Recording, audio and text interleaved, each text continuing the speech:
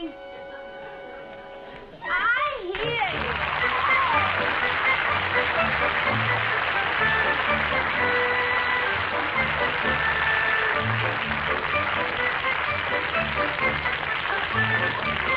I was just talking to that nice mailman. I think he likes me. He says I have a cute zip code. Rosie, every man in town likes you. Oh, here is another gift from one of your admiring merchants. Oh, now, isn't that sweet?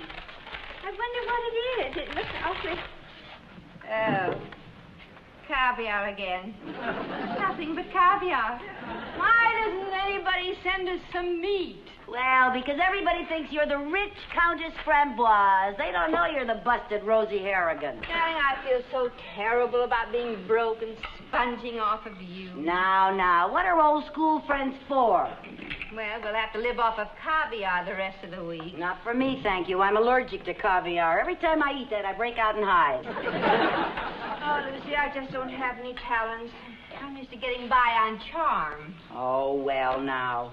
Being charming and gracious is nothing to frown at, you know. Yes, but charm doesn't pay the bills. Rosie, you know something? What? It can pay the bills. What? You could open a charm school. Oh, what a marvelous idea. Oh, no, that takes money. Now, where am I going to get money to open a charm school? That's where you can begin using your charm on our tight-fisted banker, Mr. Mooney. He adores you.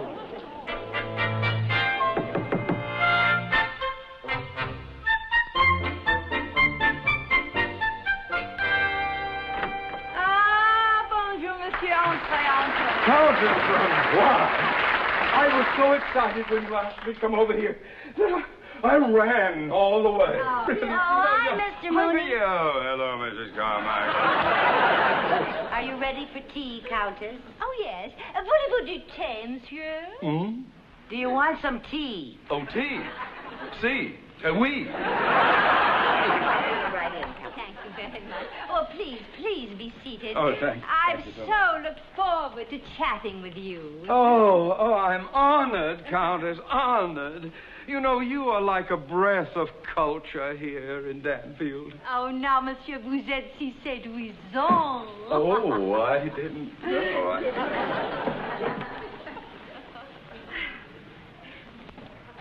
I thought she'd never leave. Lucy is a wonderful person.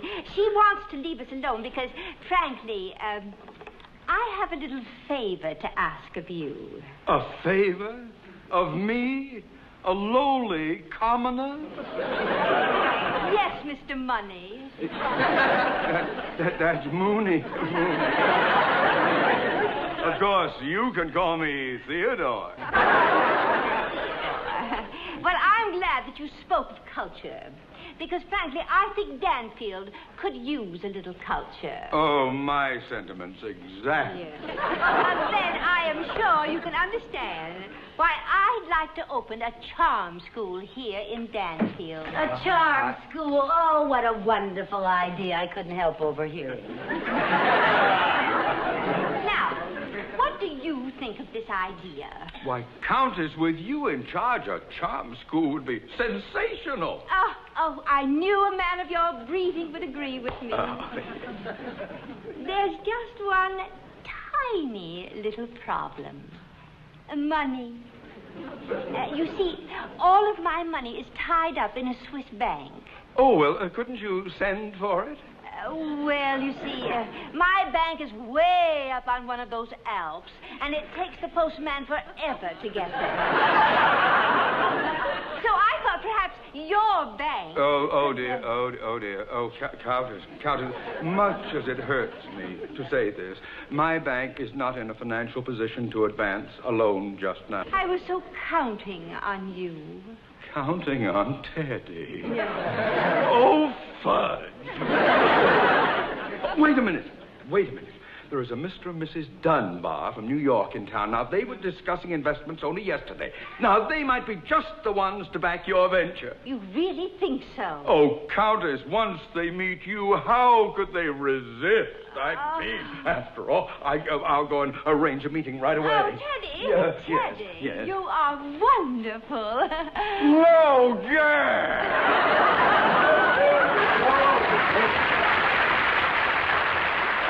Rosie, you did it.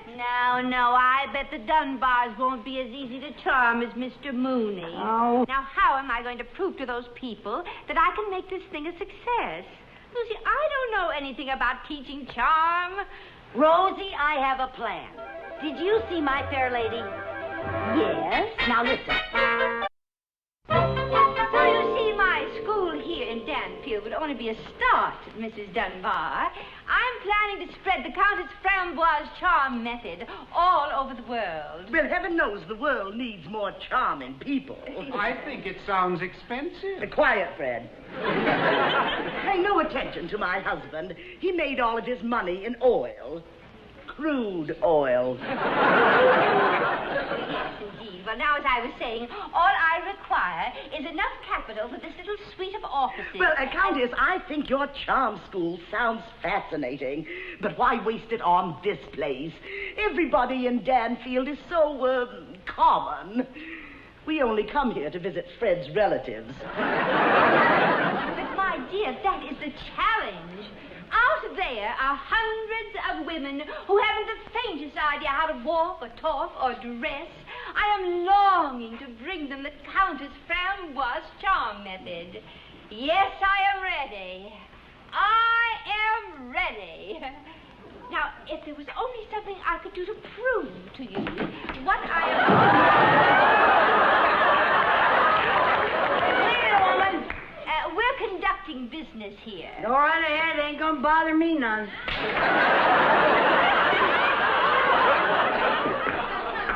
Well, now, as I was saying, Mrs. Dunbar, about our investment, you see, it would be, Lady, your whistling is annoying us. Lady, your whistling is annoying us. Oh, yeah, I don't whistle so good since I had my two front teeth knocked out in a fight. Hanging by their roots. I deplore fighting. Yeah, me too. I get a kick out of it. But now, as to our investment... Well, Countess, before we would dream Hey, of what making time any... is it, fat lady? It's 12 o'clock. Oh, boy, I gotta feed my face. Oh,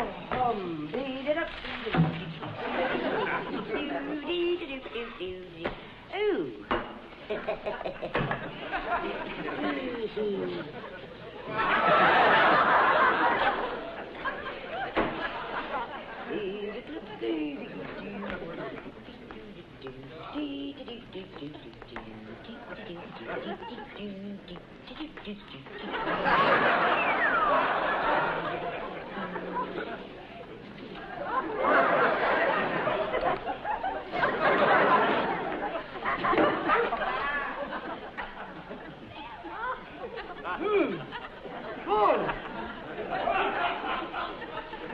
What's the matter with you? You want a sweet? How vile. It's the only flavor they had left. Pink buy it.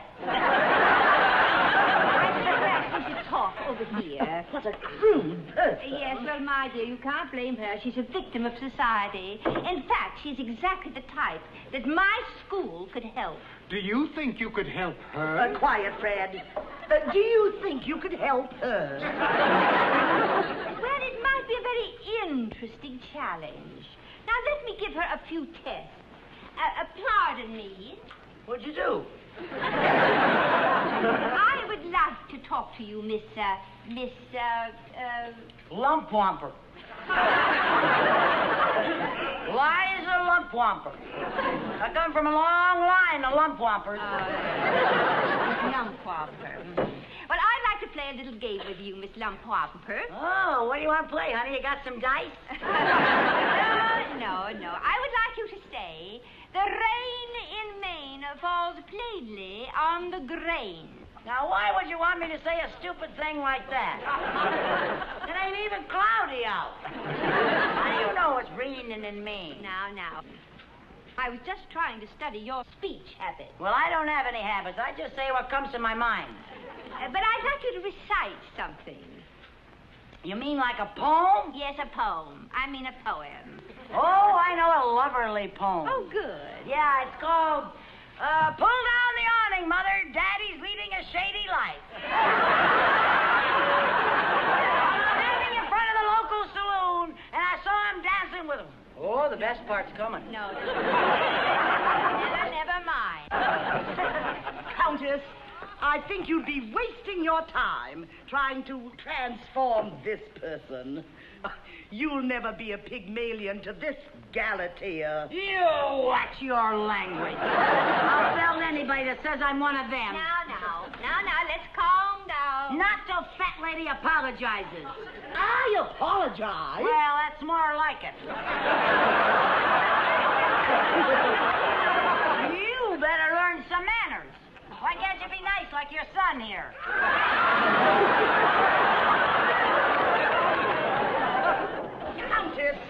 Countess, it would indeed be a miracle if you could do anything with that person. Then I accept your challenge.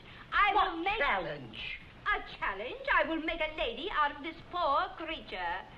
If you will give a party next Friday night at your hotel, I will bring Miss Lumpwamper.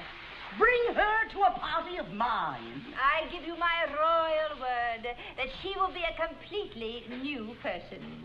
And if my charm method works, will you finance my school?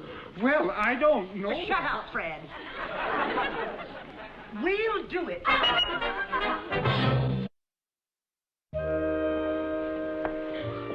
Well, Mrs. Dunbar, this is a perfectly delightful party. It reminds me of some of our soirees at home. But thank you. We tried to provide the proper setting for your protégé to debut. Well, that's very kind. It's the same in crude oil. We like to celebrate a new well. Quiet, Fred. When is Miss Lumpwamper coming? Oh, she'll be here. I've taught her it's more charming to be late. Oh, we're having a special unveiling tonight. I'll tell her, Fred. We're having a special unveiling tonight. A new work by Gabanza. Written by the Lump Whopper.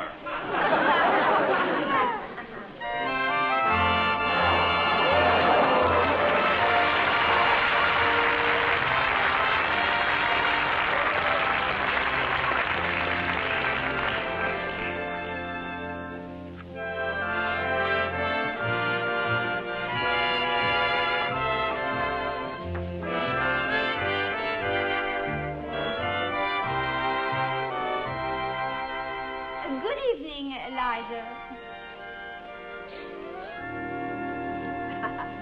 What do you think of my creation? I think she's beautiful. Quiet, Fred. Well, she doesn't look bad on the surface, but can she talk? Say something, Eliza. The rain in Maine falls plainly on the grain. That was very good, my dear. Now mingle with the guests. A tout à l'heure. See you later, fat lady.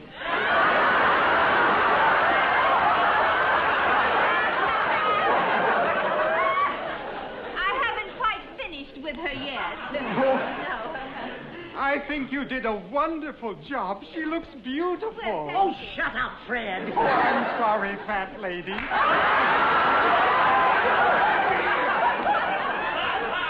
Countess, I'd like to have you meet some of our... Well, thank you very much.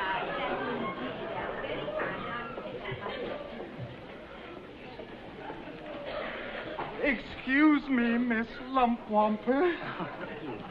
Yes, Mr. Dunbar. I thought you might like to try some of these. Oh, thank you. Isn't that nice of you?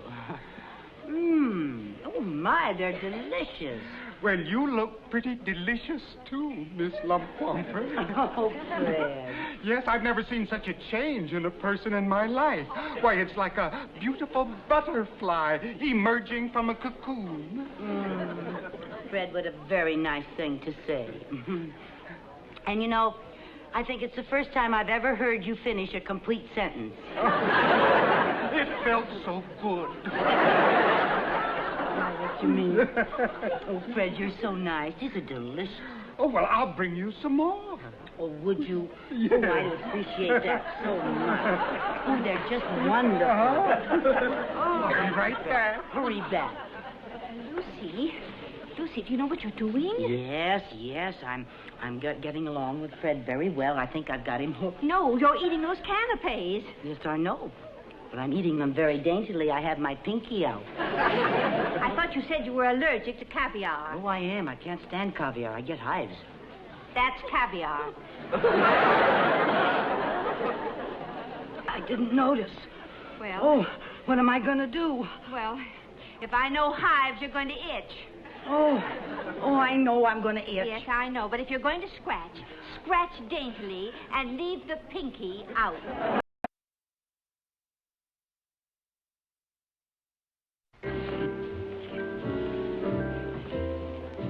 Lucy, stop scratching in front of all these people. I can't help it. I itch in front of all these people. Stop for a minute. Oh, Oh, dear. Here comes that Mrs. Balance. Let's get out here. Come on. Oh, Countess. Countess. Yes. Oh, dear. Countess, my husband and I are going to France next month, and we would love to see your chateau. Oh. How do we get there? Well, it's rather difficult to explain. That means you take the boat from Le Havre to Paris, then you go south to Marseille, then up to Lyon. why don't you draw a map? A map? Yes, right here. Oh, yes. Oh, that's a marked idea that I can explain here, yes. Well, now, you take the boat from Le Havre to Paris. Oh. Now, while you're in Paris, I would suggest that you see the Eiffel Tower. Oh, it's higher. It is. Very tall. And it has a very broad base. Yes. Very broad base. Now, don't get it confused with the Arc de Triomphe, which is shaped like this. Oh, you should see both of them, though. Well, once you've left Paris, you go straight to Marseille. Oh. Yes. Then you go north to Lyon. Oh, we should go south again. No. We are going to take the scenic route. You see, from Lyon, it's very nice to take the scenic route, which is perfectly charming. It has all kinds of trees and lovely countryside. I adore that scenic route. And then, will you just ask anybody around, and they will direct you to my chateau. Oh, thank you so much. We're just itching to get started. Oh, dear. Give me that trip through France again. I cannot stand it. Oh, what am I cannot gonna do? I stand can't here and stand scratch it. you all the I time. can't stand it. I Well, can't what can stand we it. do? Oh. Listen, put some ice on my back. Maybe that'll relieve Yes, it. come on, let's try that. Here now. Right here, I'll try to find some. Lucille, people are watching. Oh, get me a big chunk. Well, it's slippery. I can't find any. Wait a Oh, minute. let me get it. Let me get it. Miss Lumpwalker, what are you doing? Did you find my earring, Liza? What? My earring dropped in the punch Oh, bowl. no, I haven't found Yes, it yet. well, do try, my dear. She's searching for my earring. I lost one, you see. But, Countess, you're wearing your earring. Yes, well, it's a spare. I always carry a spare. My dear, never mind, just never mind. I wonder if you'd mind excusing us, please, Mrs. Dunbar. Liza, I think we should go home. No, I'll be all right if I could just find some place to hide for some uninterrupted scratching. I know, but there's people in every room. Well, I'll find a place.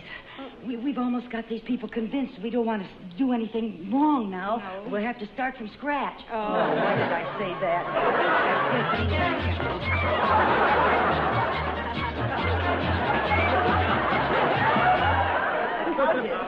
Countess, Yes, my dear. where is Miss Lumpwalker? Well, I'm not sure. I think she's around here somewhere. Well, it's time to unveil the statue. Oh, dear. Well, Attention, everybody! Everybody! Gather round, everybody! It's unveiling time! The new work by that great futuristic sculptor, Gabonzo.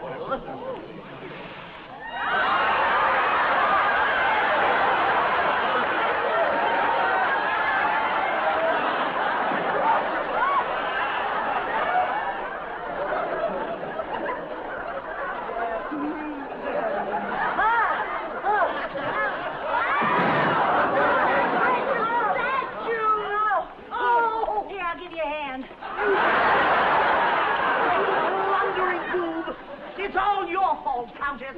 This is nothing but a slovenly charwoman. She'll never be anything else. Now, just a minute. Now, just a minute. We have to remember our manners. Our manners? Yes, a real lady knows. There's a proper time for everything.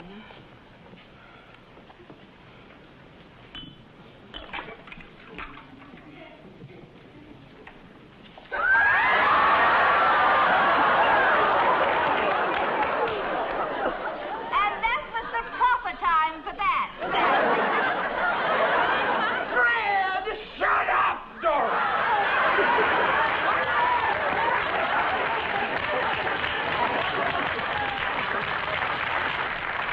Now, Honeykins, where does it itch? Right at the base of the Eiffel Tower.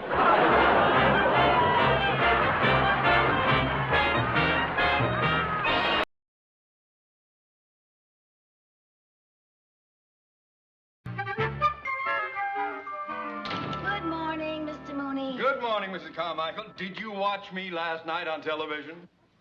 Well, yes and no. What do you mean, yes and no? Well, sir, right in the middle of your speech, my picture tube blew out. Oh, you missed a very enlightening speech and a magnificent performance. Oh? It was one of the highlights of the TV season. Well, I can hardly wait for the summer rerun. It also made a great impression on Mr. Cheever, too. Oh? Oh, yes, it inspired him, in fact, to pass a new rule for the bank. A new rule? Oh, that reminds me, I have to dictate a memo on that. Please bring your book. Yes, sir. Let me see, I have it here. I'm ready, sir. Good. To all department heads, as per Mr. Cheever's instructions, it will immediately become the policy of this bank not to employ anyone who does not have a high school diploma. Uh-oh. What's the matter? Nothing. Oh, yes, there is. When you something is All right, Mrs. Carmichael. Out with it. What is it? Well, sir, would you believe that I never finished high school? I'd believe you never finished nursery school. Are you trying to tell me that you didn't go to high school? Oh, I went. I just didn't finish. And you don't have a diploma? No, sir. Oh, what a shame. Oh, Mr. Mooney, you're not going to fire me, are you? Why, certainly not. Oh, good. Mr. Cheever will fire you. Now, that's not fair. I was very close to getting my diploma. It was my senior year, and it was the final week, just time of examinations, and I got the measles. And then the next year, I just figured it was too late to go back to school. When it comes to education, it is never too late. No. If you had any ambition, you'd go back now. Now? Oh, I'd feel ridiculous going back to high school now. You'd feel even more ridiculous being unemployed now. Oh, now, Mr. Mooney. You heard me. I can't go back to school at my age. Oh, yes, you better. No diploma, no job. Oh, Mr. Mooney. No.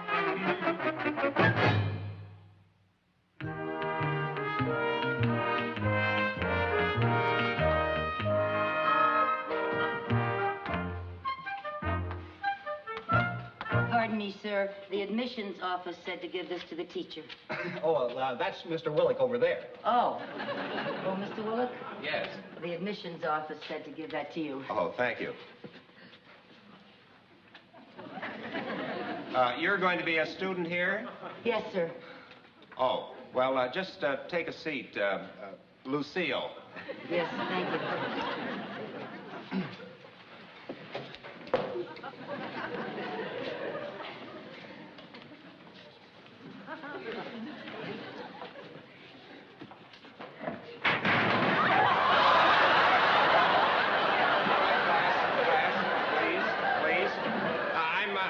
Sorry Lucille. I should have told you that seat is broken. Yes, sir. I found it out for myself.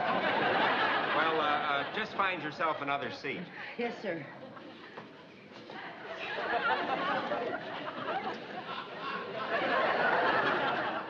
All right, class. You'll all open your books now to the chapter on equations. It's all finished, sir. Oh, thank you, John. I'm sorry, but this is my seat. Oh, forgive me. I had no idea. I just took the first one that I... Oh, I'm sorry. Let me do it for you. Well, thank you. Thank you. Thank you very much. That's all right. My name is Johnny Harris. Oh, hello. I'm Lucy Carmichael. Hi. Hi. Nice to... I beg your pardon, but may I inquire as to exactly what is transpiring back there? I'm terribly sorry, sir. I dropped my books, and Johnny picked them up for me, and I'll find another seat. Yes, I wish you would. Yes, sir. All right, now, class, let's direct our attention to the problem up here on the board. If x is very difficult, please, so try to concentrate. Now, if x equals 3 plus the square root of 7, this must be a root of the equation x squared plus bx plus c equals 0. Therefore, what are the values of b and c? Now, does anybody know the answer? Lucille? Well, what's the answer? Oh, I don't know. Well, why did you raise your hand? Oh, it wasn't for that. Or has this changed since I was...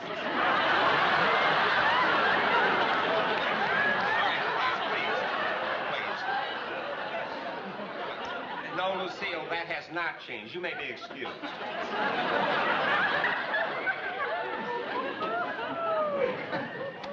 Now...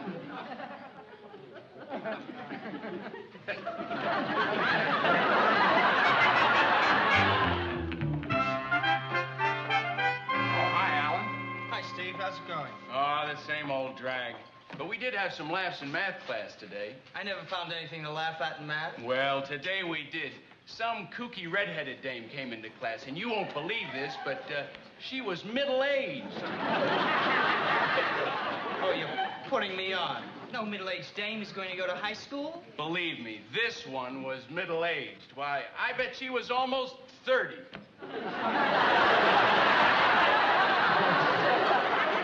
Pardon me.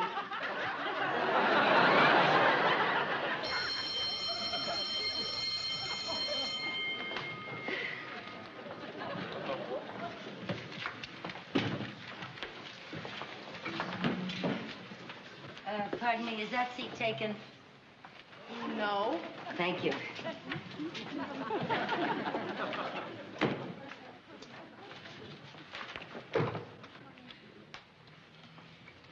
Class, we have a new student with us today. Will Lucille Carmichael please stand up? You're the new student? Yes, ma'am. I've come back to school to get my diploma. That's very commendable. Thank you. Class, we're going to study anatomy today. Oh, Lucille, did you ever take biology? Biology? Yes, ma'am. Do you remember skeletal construction? You mean knowing how he's put together? Yes. Oh, yes, I think I remember that. Well, good.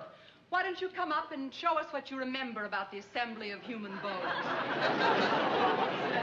It's been quite a few years since I put any of them together, but I think I remember. I always used to use little memory hints, you know, like 30 days has September, April, June, and November, and all the rest of 31. You know that one. That always helped me. And then another one I remember was Columbus sailed the ocean blue in 1492.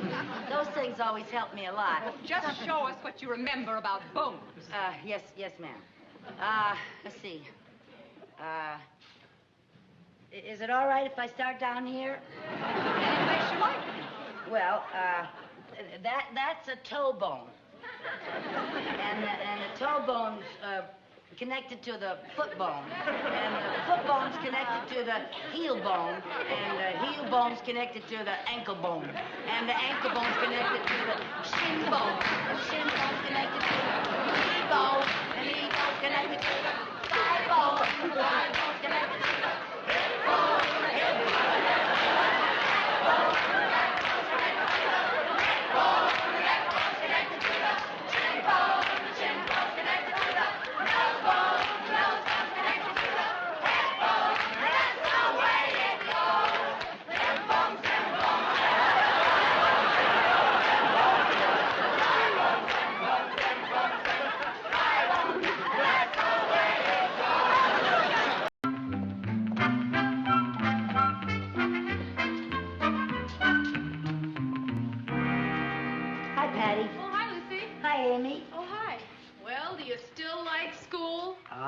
I've had 2 wonderful weeks. Boy, you sure lug around a lot of books. What subjects are you taking?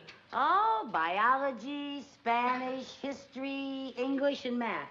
Oh, those subjects are a drag. Why don't you take some easier ones, like most of the kids do? What are they taking? Oh, driver's training, ceramics, basket weaving, and volleyball. Well, it sounds like fun, but I have to take what I need to get my diploma. What happens if you don't get your diploma? Your mama gonna spank you? Don't get fresh, Steve. That's all right, Patty.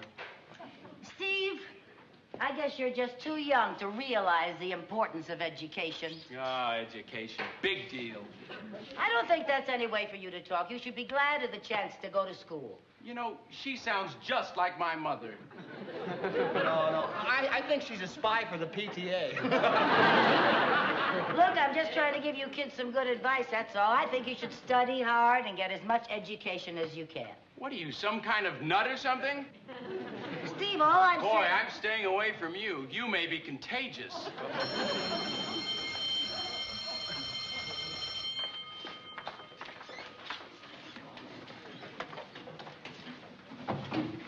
All right, settle down.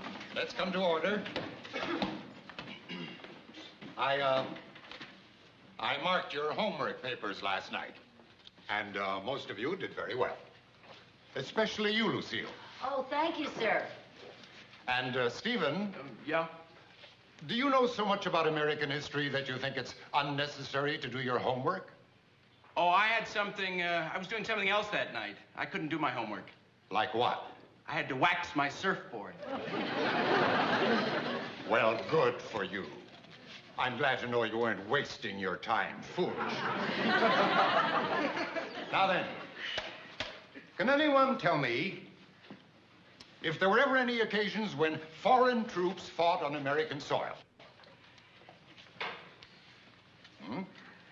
Yes, Lucille?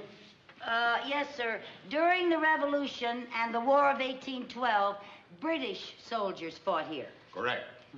Oh, and also the Hessians. That's right. And who were the Hessians?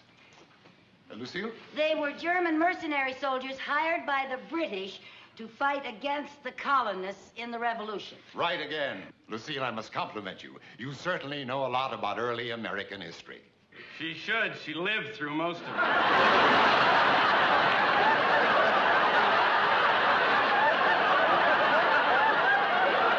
There's no need for sarcasm, Stephen. Perhaps if you followed Lucille's example and studied, you'd be much better off. Hey,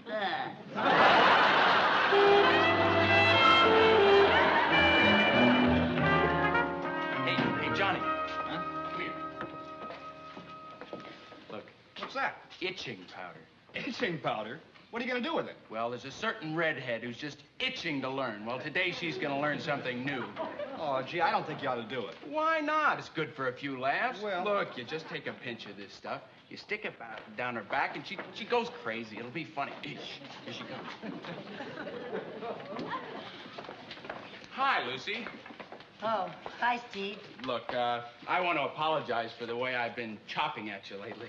Oh, it's all right. Yeah, I haven't been very nice, and, well, I'd like to make a fresh start. Well, fine, Steve. We'll start from scratch. Yeah, we'll start from scratch. Okay, Steve.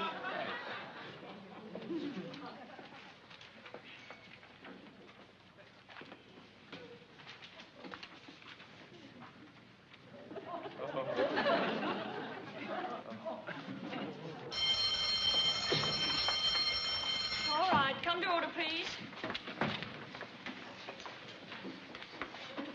Now, we'll continue with yesterday's discussion of Hamlet. Does anyone know the opening lines of Hamlet's soliloquy? Yes, Lucille. I memorized the entire soliloquy. All right, now, quiet down. That's wonderful, Lucille. Now, will you recite it for us, please? Yes, ma'am. To be or not to be? That is the question.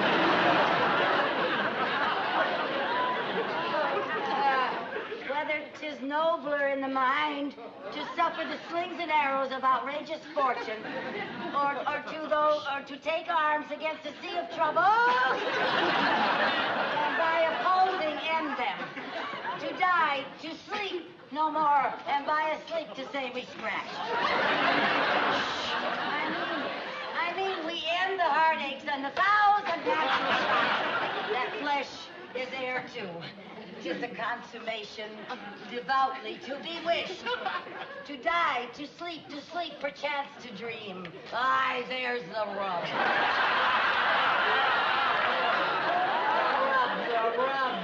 The rub. As Shakespeare said, all the world's a stage, and I'm going to make my exit now. Hi, Patty. Hey, what's bugging you? I don't like what you did to Lucy in class this morning. I think you're despicable. Oh, now, wait a minute. No, Patty's right. That was a mean thing to do. But I was... You picked on her ever since she's been here. Oh, but All she's trying to do is get an education, and that's pretty hard for somebody her age. And she's okay, too. She found out it was you who put the itching powder down her back, but she didn't think on you. Okay, enough already. As far as I'm concerned, you are a creep. Yeah, come on, kids. Let's get away from him. He may be contagious. But now, wait a minute, gang. Johnny!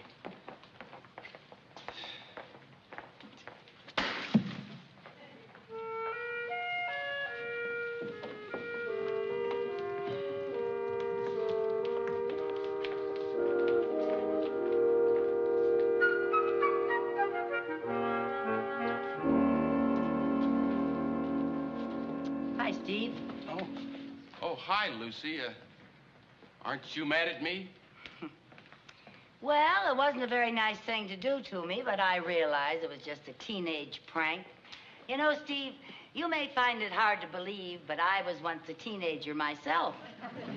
Hey, you are really okay. Thank you. And you're pretty smart, too. Me, smart? Oh, are you kidding? My boss, Mr. Mooney, says that I majored in stupidity. Well, I think you're smart. Thank you. You know all the answers, and I sure don't. Well, you could know the answers, too, if you just study. And you know something, Steve? You better start studying. The final exams are only 2 weeks away. I goofed away the whole term. It's too late to start studying now. Never too late to get an education. Now, look, I'll tell you what. I'll help you, if you like. I'll study with you. We'll study together. Well, gee, that'd be great. And if I pass, I'll make it up to you. I'll take you to the senior prom. Oh, Steve, thank you, but I couldn't go to the prom with you. I'm old enough to be your sister. Gee, I'd like to do something to show my appreciation. Well, there is something you could do for me. What? Scratch my back. All the way, all the way, all the way. All the way.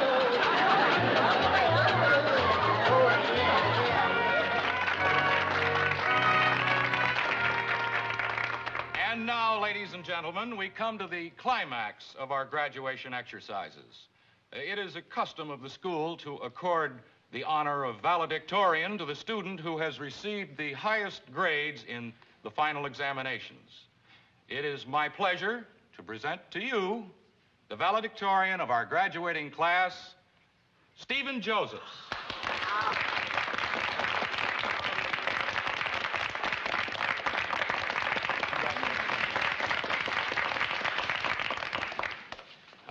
Thank you, Mr. Potter. I want to tell you how grateful I am for this honor.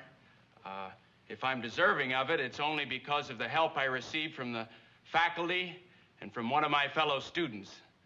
And since I couldn't have done it without her, I would like to award the title of honorary valedictorian to Lucille Carmichael.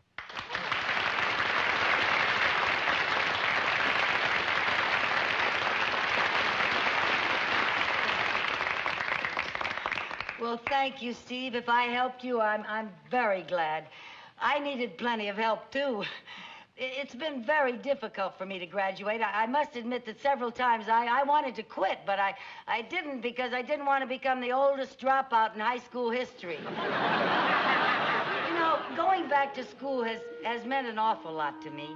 Not only did I learn the value of an education, but I also learned a lot about the younger generation. You know, people of my generation tend to scoff at the teenagers because of their silly fads, you know, like surfing, long-haired boys, straight-haired girls, the kooky clothes they wear. Well, now, of course, my generation was perfect.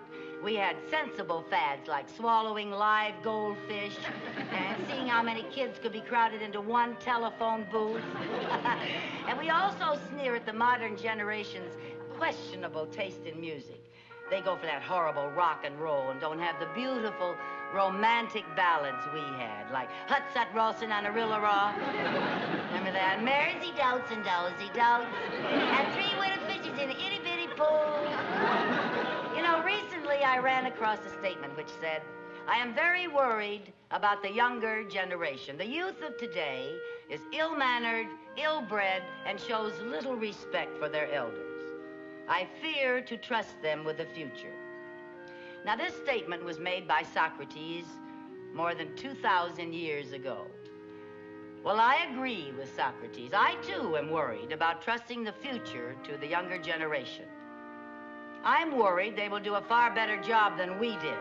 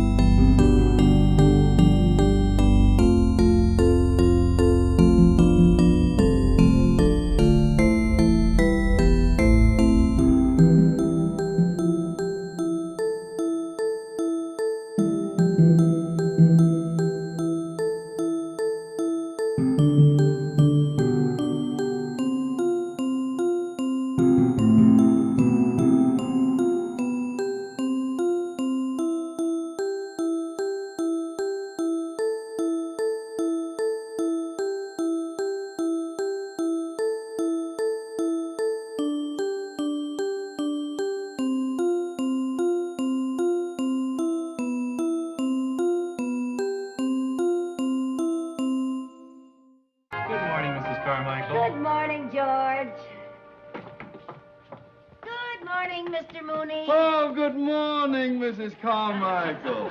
Did you come here for a calendar? Well, here you are, courtesy of the Danfield Bank. Well, thank you very much, but I already have one. I just came over to talk to you, Mr. Mooney. Oh, Please, may I have an advance on my allowance? no. But you don't even know why I want the money. The answer is still no. Oh, you always say no. If you ask me, Mr. Mooney, you have a very neurotic attachment to my allowance. Now, please, Mrs. When it Carmichael. comes to me and my money, your mind is warped.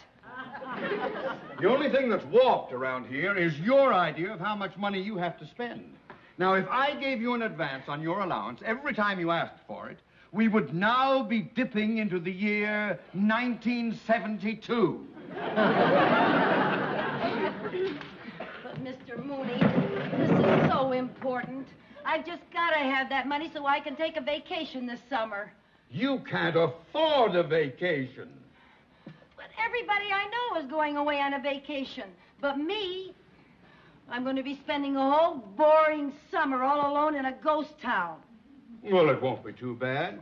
Once a week, you can stand on the front porch and wave to the stagecoach. Oh, you're a big help. Now, please, Mrs. Carmichael, if that's all you have to say, I'm very busy. I'm trying to get my work finished up before Mrs. Mooney and I take off on our cruise. You're going on a cruise? Where are you going? Oh, we're taking a freighter to the Caribbean. Oh, a freighter to the Caribbean. Oh, that sounds so... How come you get to go on a cruise and I don't get to go anywhere? Because I am who I am, and you are who you are. Well, I don't think that's very nice. Rubbing it in just because I don't have as much money as you do. No. That's not very nice. No, Mrs. Carmichael. really No. If I may make a revolutionary suggestion, you could get a job. That way, between now and summer, you would save enough money to take a vacation. Well, I'd be very happy to get a job, but after our last two experiences, the Acme Employment Agency and I aren't speaking. Well, you are in luck. Why? Why am I in luck? Because a new employment agency just opened on Oak Street. Oh, good. Where's that typewriter? Now, Lucy, the kids need that typewriter for school. You're not going to hawk it. Oh, don't be silly. I got myself a job, and I'm going to practice. You going to repair a typewriter? Vivian, for your information, tomorrow morning I start work for the Danfield Attorney Service. I'm going to do all sorts of things. I'm going to file documents, serve subpoenas, type, and take shorthand. Oh, it's going to be good to feel those old keys under my fingers again. Lucy, you haven't felt those old keys under your fingers since you were in high school, and that's been at least... Never mind. Now, I'm going to have to find something to copy. Ooh, brother. That. Music. Yes. That's fine.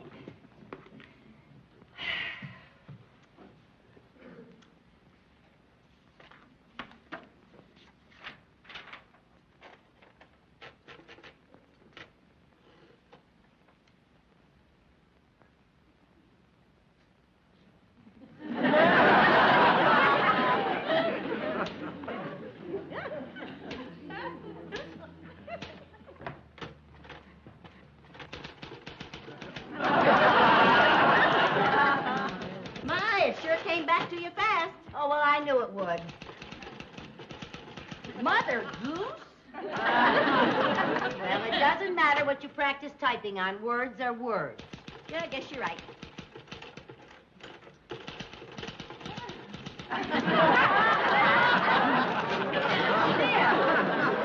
Jack and Jowl went up the hill to scratch a pair of Snyders. Well, all right, that's enough now. I guess I went a little too fast. Well, I guess you did. Maybe I better practice my shorthand. Will you give me some dictation? Yeah. Okay.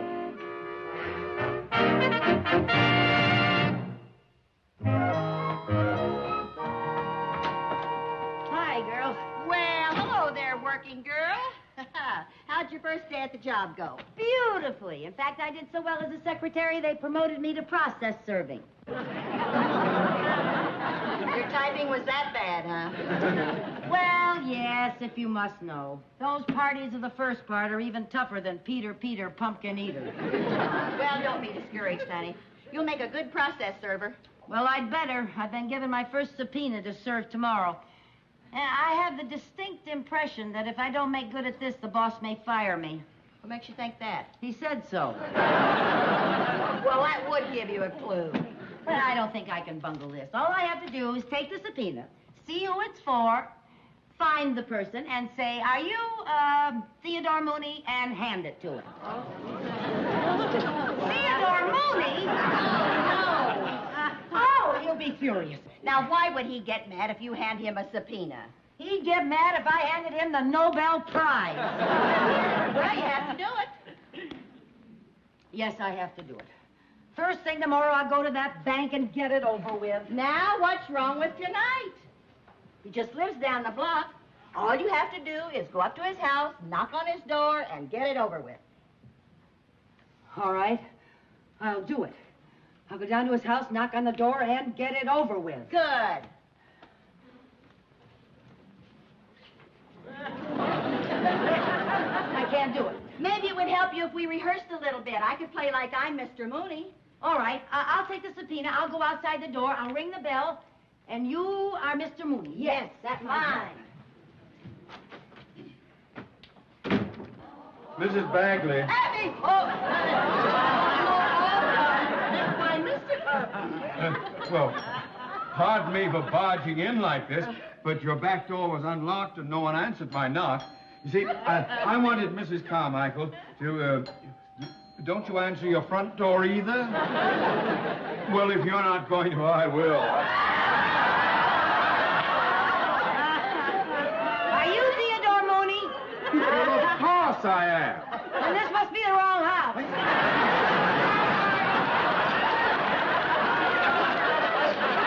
Mrs. Carmichael!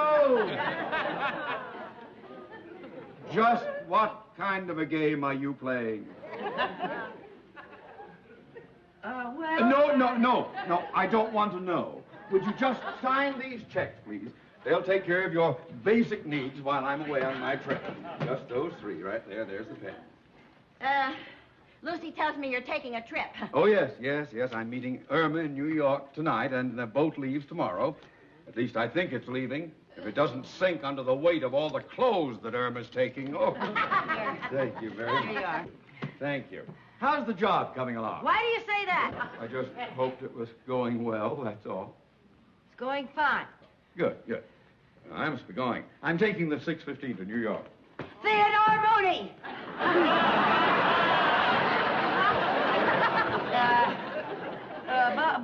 Bon voyage, Theodore Mooney. Thank you, Lucille Carmichael.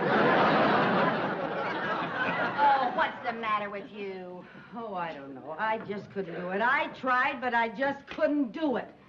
When he looked at me with those beady little eyes of his, I just went limp. My spirit was willing, but my subpoena was weak. Well, I'll send you lots of pretty picture postcards from Lake Placid. Oh, Viv, I just can't stay here all summer all alone. It looks like you're going to have to. Oh. Hey, he's taking the 6:15. I'll catch him at the station. What makes you think you're going to be any braver at the station than you were right here in your own home? Well, I won't be any braver, but he's the president of a bank, and he wouldn't want to be seen striking one of his depositors in public. Now, come on, get your coat. I don't see Mr. Mooney. Maybe he's out on the platform.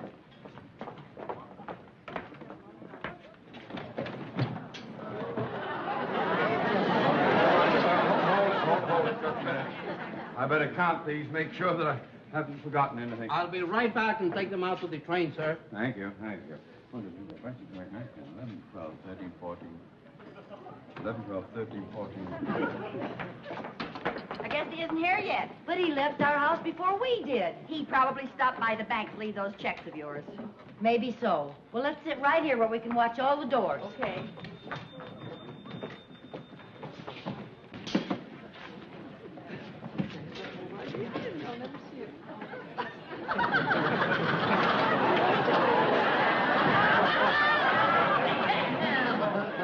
I don't understand it. He ought to be here by now if he's going to catch that train. Maybe we better look around outside, huh? All right, I'll look out here. You look out there so we don't miss it. Okay.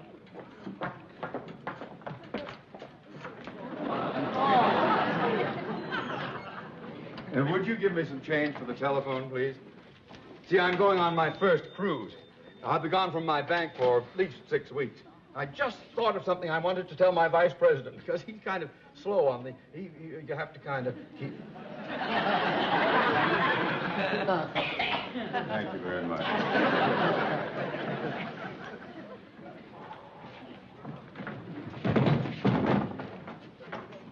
No, he just isn't here yet, that's all. But he's got to be here if he's going to catch a 6:15. Oh, you better get here sooner. That train will leave without him. It wouldn't dare. Right. I'm going out there and see if his car is here. Okay. You stay now. Keep a sharp lookout. All right.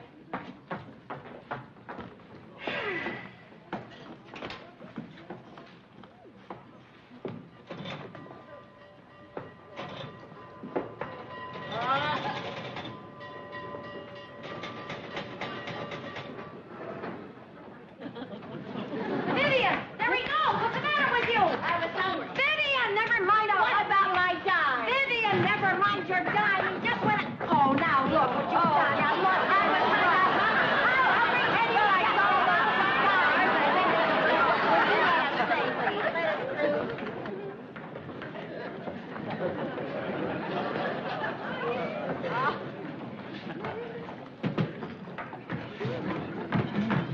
He just couldn't have disappeared into thin air.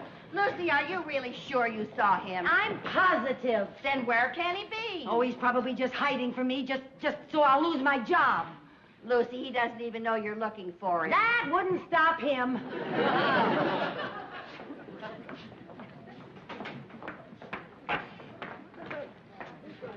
There. There he is. Quick, the sipping. Come on, get it out, get it out. Hurry up. Oh, where is it? Hurry up. Oh, get it out. Get it out. Here it is. Now, quick before he gets away. What's the matter? Now, you said you'd be better here in front of people. Oh, what do I know? Take it over there and put it in his pocket when he isn't looking, and then run. Oh, Viv, a lot you know about process serving. It isn't legal unless you inform the person he's being served. Oh, well? Hey, I know what I'll do. What? I'll slip it into his pocket, and then I'll go in there, and I'll call him and have him paged, tell him to look in his pocket, and he'll find a nice surprise.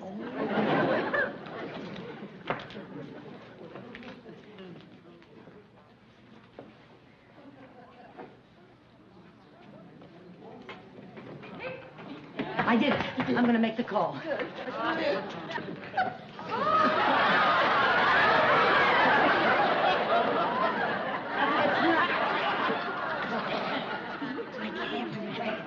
Oh, I can't do that.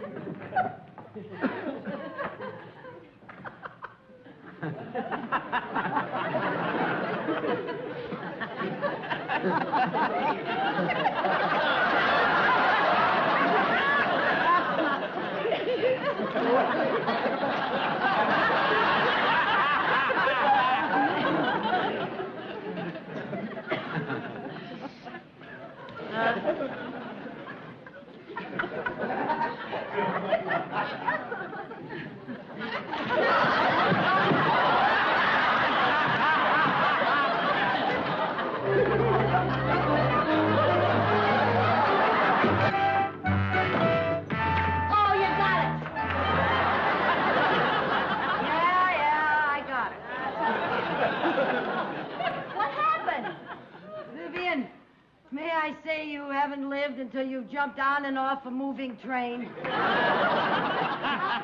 get up the nerve to jump off the train. Well, it isn't hard when you got a lot of people running after you calling you a pickpocket. Oh, Poor little thing. Come over here and sit down. This has been an awful rough day for you, honey. There. There's Mr. Mooney. How can we be sure? Oh, now, don't be silly. You know that's Mr. Mooney. Come on. Go put that subpoena in his pocket. No, I don't want any more of that pocket jazz. I'm just going to hand it to him. No, I don't usually eat hamburgers, but my wife's having dinner with friends in New York, you see. And so I'm not going to be...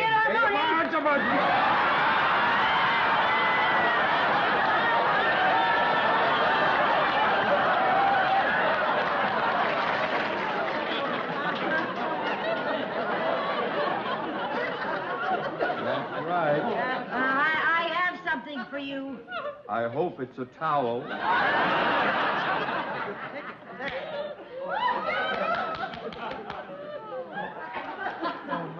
Jack and Jowl went up to the hilt to That's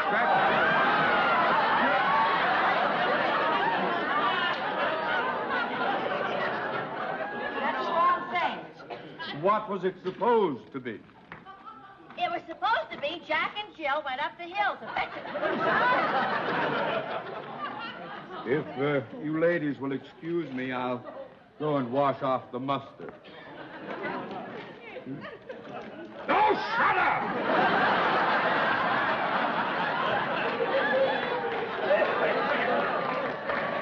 What did I do with that subpoena? You probably left it on the living room table. Oh, no. Well, once again, you wave a fond farewell to Lake Placid. Oh, no, Vivian, no. Hey, I got one more chance. Tomorrow morning, I'll go into New York and give it to him on the boat.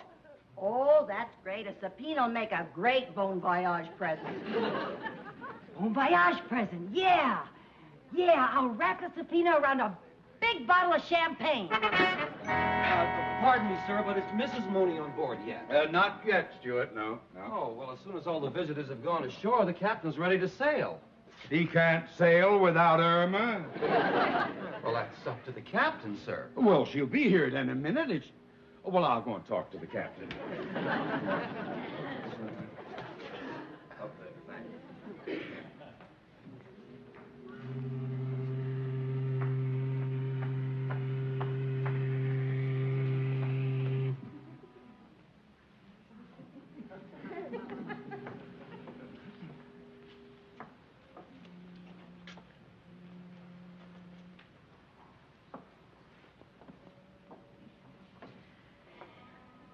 All visitors ashore!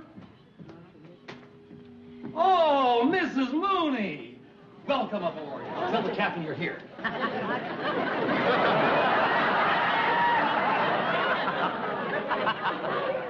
Side, stop, side, passageway, gangway. What kind of a ship is this, anyway? You can't even find the bridge. Are you Theodore Mooney? Oh, please, don't start that again. Here, Oh, thank you. have a nice trip. Thank you. Oh, good! Good.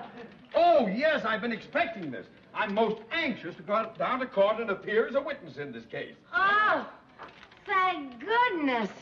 I had to serve you that to keep my job, but I thought you'd be furious. Not at all, no.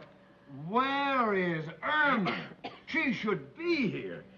She doesn't have enough clothes. She had to go and buy just one more sundress. Well, don't be too upset at her, Mr. Mooney. I expect she's very excited about going on this vacation with you. And you certainly have something to celebrate. After all, you're getting away from me for 6 whole weeks. Oh, I'll drink to that. Oh, by all means. Oh, Here. thank you. Yes, This is an unexpected indeed. pleasure. Well, it's mine, I assure you. What a thing to drink to, yes. Well, to vacations. To vacation. Yeah. Oh, my. Ooh. I've been looking forward to this trip for ages. Just think, no telephone calls, no bank business. Do you realize there are only 12 passengers on this ship? Is that so? Yes, sir. Just 12 passengers. Mm-hmm. And we won't even touch a port for 28 days. Oh, gosh, that sounds marvelous. And isn't it amazing? The moment you step aboard, you could swear that the ship is moving. Yes. I can almost feel the roll of the ocean. I know what you mean, yes. you're going to have a lovely time. Just imagine looking out your porthole every day and seeing nothing but the ocean. Just the ocean and an occasional shoreline disappearing into the distance. Ah, yes. Yes, an occasional shoreline disappearing into the distance. The people getting smaller. Irma waving goodbye from the dock. Irma waving goodbye from the dock! Oh, no! No! We don't reach port for 28 days. 28 days? Oh, I'm going to get my vacation sooner than I thought.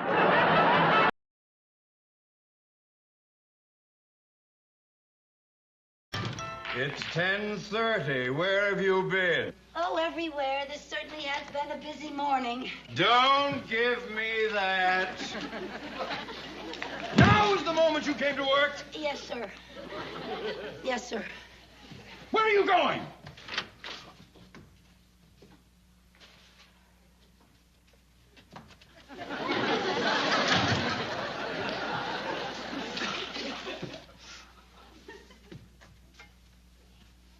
Mrs. Carmen! If you are ready, I would like you to take some dictation. Yes, sir, I'm ready. I have to get a note out with these contracts that have to get out this morning. Yes, sir. Now then, this note goes to Mr. John Wayne. John Wayne,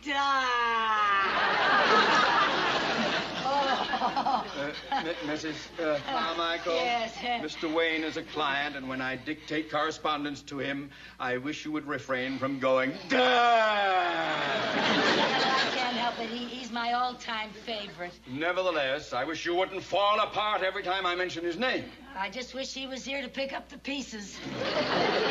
I am not interested in whom you would like to be picked up by. Now, Mrs. Carmichael, let's get busy, please. And will you sit down? You can't take dictation standing up, I have to say. Yes, All right. sir. Now then, are you ready? Yes, sir. All right. Dear Mr. Wayne. Dear Mr. Wayne. Enclosed herewith is the movie script you sent us, along with the final contracts regarding our financing of your current production, the one about the war wagon. The war wagon? Yes. What's a war wagon? Well, it's a large armored wagon, and in this picture, it's transporting gold across dangerous, hostile territory. Oh, are there Indians in it? Yes. Who else is in the picture with I him? don't know. Let's get on with the dictation, please. I haven't finished the note. He always gets the girl, doesn't he? Yes. That's good. The girl's usually Maureen O'Hara, you notice? I'd like to be Just take that. Yes, I have. Now, let me see where we're... yes. We are very pleased to participate in a venture that has already made your company so prosperous. Prosperous? Yes, prosperous. Couldn't we just say rich? Mrs. Carmichael, if you don't know how to spell prosperous, you can look it up in the dictionary. Well, you have to know how to spell it before you can look it up. Besides, I think Mr. Wayne would say rich. I don't think he'd say prosperous. Oh? Well, now, maybe Mr. Wayne would say rich. All right, put down rich, then sign it, yours truly, et cetera, et cetera. Yes, sir. Mr. Mooney, instead of signing the letter, yours truly, I think Mr. Wayne would like it better if you said something like, until our trails cross again, may your grazing be the greenest and your water hole never run dry. I remain yours till the feathers of the red man turn gray. And sign it your bronco-bustin' buckaroo, Tex Mooney. And how would I send it? Pony Express? Well, I just thought that... Never mind, Mrs. Carmichael. Just sign it yours truly and sign Theodore J. Mooney. All right. Oh, here.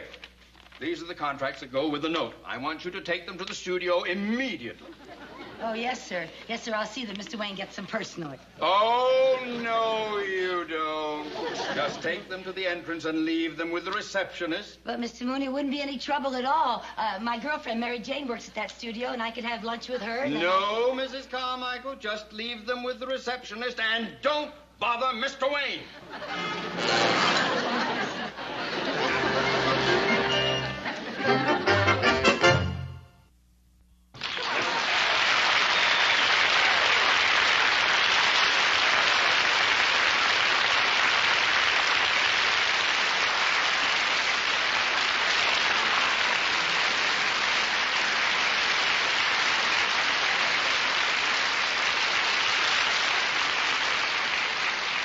Hi, honey. Hello. I thought you didn't know him. I don't. Well, he said hello to you. Well, he says hello to everybody. He called you honey. He doesn't know my name. Gee, that's even better than a name. Oh, if he ever called me honey, wow. He's very friendly. Is he? Oh, he's so nice. Mary Jane, you wanted on the phone. Oh, okay. Here's your usual, Mr. Wayne.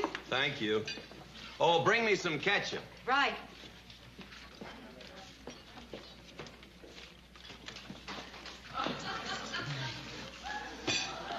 There you are, sir. Thank you. Anything else I can get for you, sir? No, I'm fine. Howdy. Hi. I'm Lucy Carmichael. Oh, well, I'm John Wayne. I know you are. It's nice meeting you, Mr. Wayne. I work at the bank, and I brought some contracts over here for you today. Well, thank you. I thought about bringing them to you in person, but I realized that you're a very busy man, and I didn't want to bother you. Well, I'm never that busy. Yeah, well, whether you're busy or not, I just thought there's no reason for people to bother you, and that's why I left the contracts outside with the receptionist, so I wouldn't bother you. Well, that's very considerate. It must be very bothersome, people bothering you all the time, like when they ask you for your autograph and everything. Well, I never considered that a bother. Oh, can I have your autograph? Well, of course. Thank you. Did you bring a piece of paper? No. I didn't want to bother you, but could you maybe put it on the back of this? Well, this is a page out of my script. Oh, I would love to have a page out of your script. Well, it's... I would love that. Would you care for something?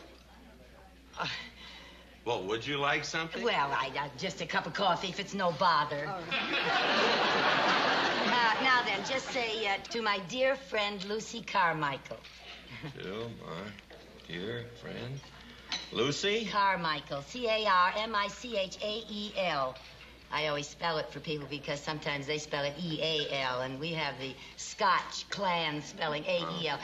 My maiden name used to be McGillicuddy. That's how Scotch I am. Oh.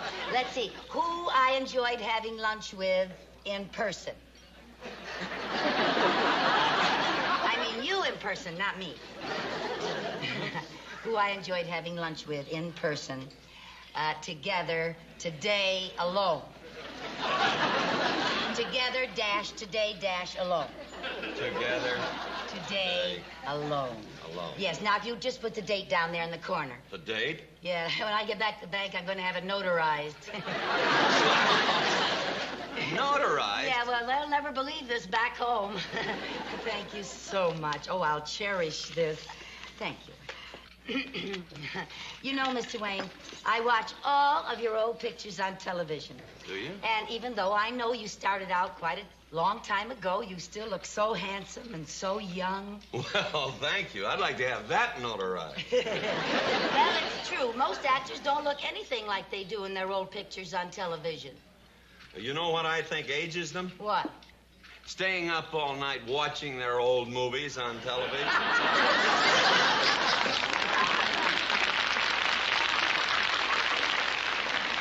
Oh, you're funny. You know, I think I've seen every picture you ever made. Really? Mm-hmm. Some of them 8 or 10 times. Well, thank you. That's very nice. You know you were such a sensational Army general in a picture called Cast a Giant Shadow. An Army general. And what a dashing naval officer you were in Harm's Way. Remember that? Yes. Yeah, did you enjoy making that? Very much. Did yeah. John Ford direct it? No, he didn't direct it. He directs most of your pictures, doesn't he? Yes, he does. Yeah. And most of the time you have Maureen O'Hara in your pictures, don't That's you? right, yeah. She has beautiful red hair. Yeah. You know something? You were the greatest Marine of all times in the sands of Iwo Jima. Just the greatest. Well, thank you.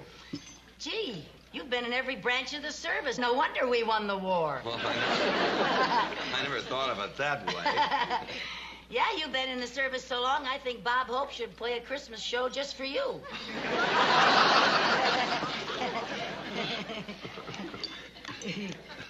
Yeah, little trouble with that. Here, let me help.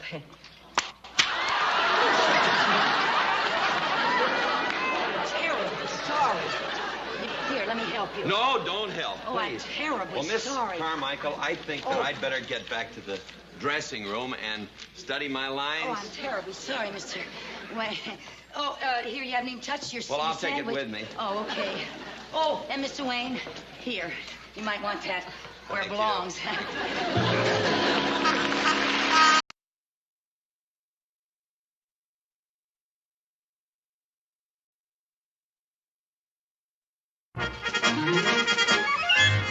Now, Lucy, they don't usually allow visitors on the set, honey. Yeah. But I'll talk to the assistant director. Oh, Brian. Oh, hello, Mary Jane. Hi. Listen, Brian, this is my friend Lucy Carmichael. How do you do? And she wants to see John Wayne shoot. Well, we don't usually allow visitors on the set. Well, I told her that. I'm a personal friend of Mr. Wayne's. As a matter of fact, I just had lunch with him. Oh, well, in that case, I guess it will be all right. Oh, good. Thank you. Thank you. Okay. And I'll see you later. Right. Have fun. Bye-bye. Okay, places, everyone, getting ready to roll, huh? John, you ready? I was born ready. Lady, you're, would you mind stepping over there? Oh, you're right in front of my camera. Oh, is that the cat? Thank you. Excuse me. All right, now. All right, let's get ready. Rolling. War Wagon Company, scene 53, take one. Action!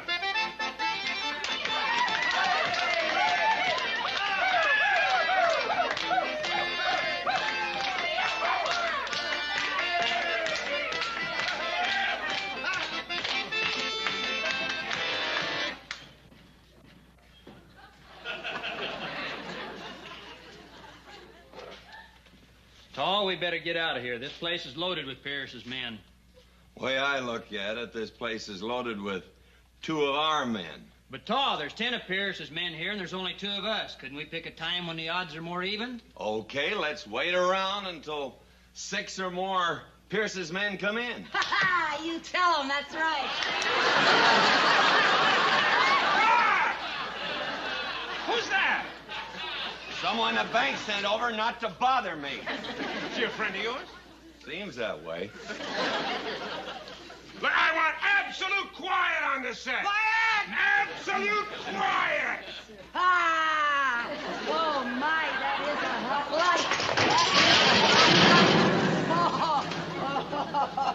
Oh, my, did you have a lot of those hot lights around here like that? Yes, Liddy. Oh, I yes, you didn't see, know we that have was them it. all over the set. If you look Yeah, right around, we I have them. see. You have to be careful where you Yes, stand, I madam. will. Yes. Thank you. Now, look, and I must ask you, please, don't react that way off camera. Oh, we have to have absolute... I got something to tell you. That's the way they're going to react to Mr. Wayne all over the country in every theater that he plays in. Yes, I hope so, but- You better just get used to it. When they hear a line like that, they say, yeah.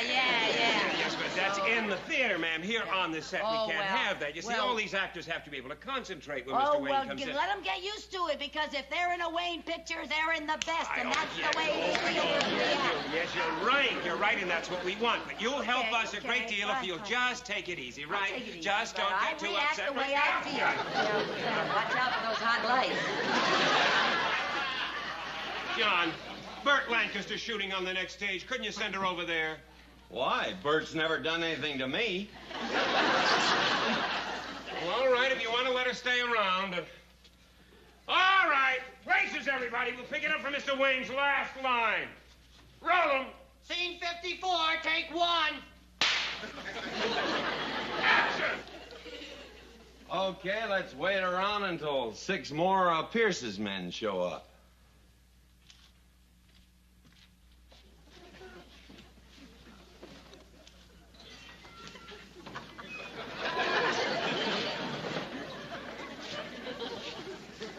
Howdy, Pierce.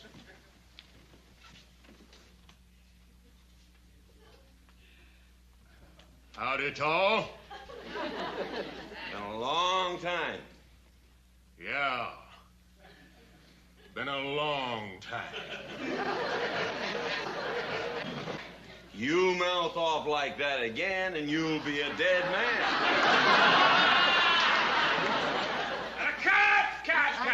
thing. I didn't move. John, I think you skipped some dialogue. Oh, wait a minute. Let's take a look. What's that, blood? No, ketchup. Well, no wonder I missed it. There's a page missing. Oh, a page missing. Oh, maybe that's my fault. Perhaps this is a page that you gave me out of your script. Is that the one? That's the one. Well, let's see now. You're supposed to say, here you and your boy's been looking for. You said that, didn't you? And he says, that's right, Tar. And you say, well, now you can stop looking and start talking. And he says, reckon I ain't fixing to be seen talking to no jailbird. And then you say, you mouth off like that again, you'll be a dead man. Oh, I got it. I'll remember it now. Listen, Mr. Wayne, I think it would be better if you said, you mouth off like that again and you'll be pushing up daisies. Pushing up daisies. Now, Yeah. please, miss, we've got... Wait a minute, Joe. I like pushing up daisies better. All right, pushing up daisies. That's much better. You want to rehearse it once? Yeah, let's rehearse it. No, let's roll it. I know the dialogue. Okay, roll it. Go ahead, roll it. He knows it. Go on, roll it. Hey, John, you sure you don't want to clear this set? I'd hate to blow this scene. Well, I'd rather blow a scene than lose a fan. That's why he's been up there on top so long. Thank you, man.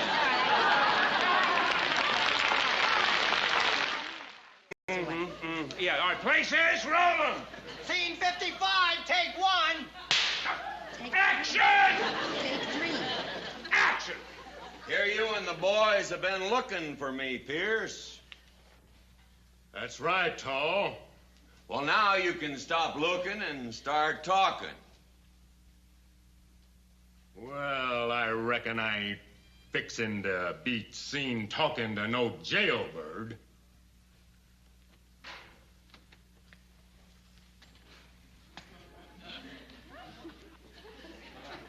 You mouth off like that again, and you'll be pushing up daisies. What? Yes, what are you doing?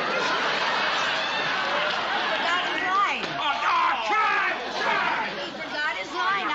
I don't blame you for forgetting. It's new. It's brand new. I just gave it to you. And then you say, you mouth off like that again, you'll be a dead man. That's what it was. You're supposed to say you'll be pushing up daisies. I was just taking a long pause for effect. Oh, I thought he forgot his line. Oh, okay, roll him. Go ahead. All right, roll them. Scene 56, take one. Take 4. Action! You mouth off like that again and you'll be pushing up daisies. If you're looking for trouble, Tall, I got plenty of boys that can give it to you. Well, I'll let you make the first move. But you better remember it may be your last. Oh, now, Tall, me and the boys didn't mean nothing personal. Take him, boys! Yeah!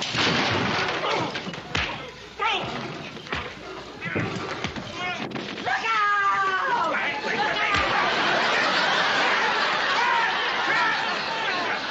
What are you trying to do, lady? Give him a knife. I saw her give him a knife. He took a knife to Mr. Wayne. Well, I know that. We're just trying to... Look at her standing there with that silly smirk on her face. Lady, we're trying to shoot a picture. Well, you go ahead and shoot a picture, but you make sure that he doesn't get hurt. Good heavens, I've never seen such brutality. They were rough. Lady, nobody here is going to hurt me. These are all my friends. Why, actually, this fella and I started together 20 years ago. Yeah, way over 20. Never mind. That shows you how good of friends we are. Now, just try and control yourself. Hey, makeup! They certainly didn't look very friendly to me. I've seen, as I told you, Mr. Wayne, I've seen practically every picture you ever made. Here, let me take that. And I tell you, I noticed in every picture that they sort of gang up on you. You're always outnumbered. You always have a tough time of it, and I don't think it's right. I just don't think it's fair. Thank you. Thank you. We all thank you, lady, but we're trying to shoot a fight scene, not a beauty contest. Well, then you just be very careful of him. Remember, he's a star.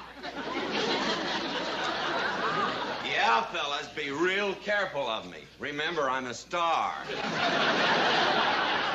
all right, star. Let's get back to work. Now, look, John, this time I want you to take one of these blood capsules, put it in your mouth, bite down on it during the fight so we get a good shot of the blood, huh? Okay. I just had no idea that they were so rough. He could really get hurt. I've seen Mr. Wayne get hurt plenty of times. You have? Sure, sometimes those stuntmen are so anxious to make things look good that they get carried away. I'll say they do, and I think this is one of the times they got carried away. All right, folks, a very important scene. I want it to go well, so quiet! Let's have it quiet. All right, we'll overlap the action where Chuck gets the knife from Helen, right? You ready? Make it good, gang. Rolling! Scene 57, take 1. Action! He's bleeding. They really hurt him. They really hurt him.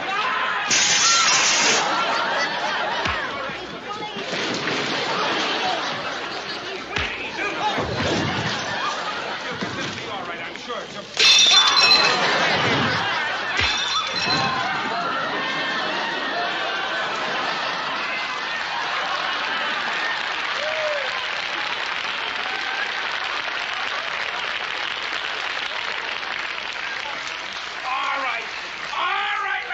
All. Now you're gonna have to leave. Oh, why should I leave? I'm Mr. Wayne's best fan. I didn't mean to hurt him. I didn't mean to do him any harm. Say something, Mr. Wayne. Goodbye, He called me honey. He called me honey.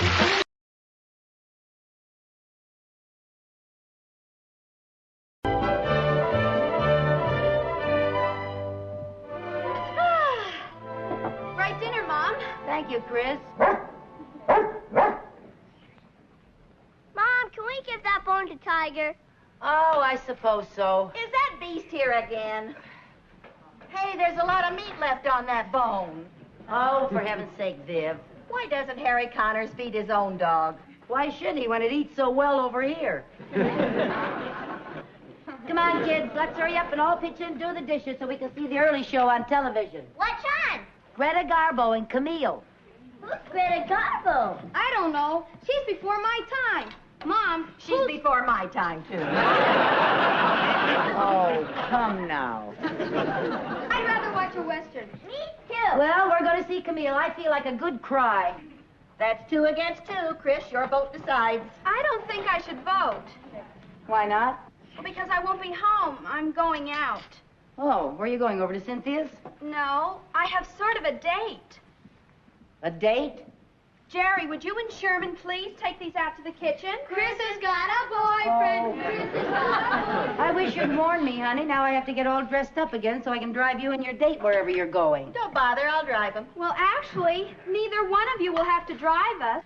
Well, you certainly can't walk. Mother, I have a date with a boy who drives his own car. A boy who drives? Yes. I don't know, Chris. There's something about you and a boy in a car I don't like. What is it? The whole idea. Is this a new boyfriend, Chris? Uh-huh. His name is Alan Harper, and he goes to prep school in Connecticut. I'm so thrilled. Well, I'm not. Lucy, may I put in my 2 cents? I would be a wealthy woman if I had a nickel for every time you put in your 2 cents. I think you ought to let her go. Well, all right, Chris. Oh, gee, thanks, Mom. Oh, you're a doll. You too, Aunt Viv. I better get dressed. Thanks, Viv. You did me a favor. I guess I'd forgotten what it was like to be 14. Do you remember your first date with a fellow that had his own car? Yes. I remember it. His name was Vinnie Myers, and he had a Model T. Oh, boy, we thought we were really living. We went to a dance, and then we had a hamburger. Yeah? And then we drove out to the lake, and... Chris, you're not going!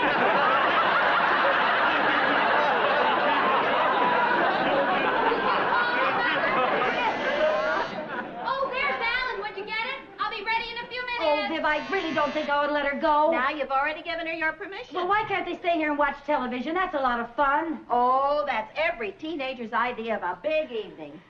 Camille coughing and you sobbing. Oh, well, I feel a lot better if they just stay around the house. Hello there. Hello, Mrs. Carmichael? Yes. I'm Alan Harper. Yes, won't you come in, Alan? If Thank you didn't you. know you, this is Mrs. Bagley. How do you Alan. Chris will be right down. Fine. Where are you two going tonight? Oh, we were thinking of going to a movie. Have you seen Camille? You mean Camille Metcalf, Chris's friend? No. Surely you've heard of Greta Garbo. I don't think so. Is she a friend of Camille Metcalf's? No, I mean the old movie Camille, starring Greta Garbo. Oh, where's it playing? Right here on television. Come on, sit down. Make yourself comfortable. There you are. Put your feet up. Here, I'll take your hat. There we are. But we were going to go to the picture at the Ritz. Oh, I hear it's great. That thing, it's dreadful. Well, I don't know. I think Chris was counting on going to the Ritz. Well, then you just don't know Chris. She's a real homebody. Just loves to stick around the house. Yeah. Viv, why don't you go out and fix some snacks so we can all spend a nice, cozy evening in front of the set?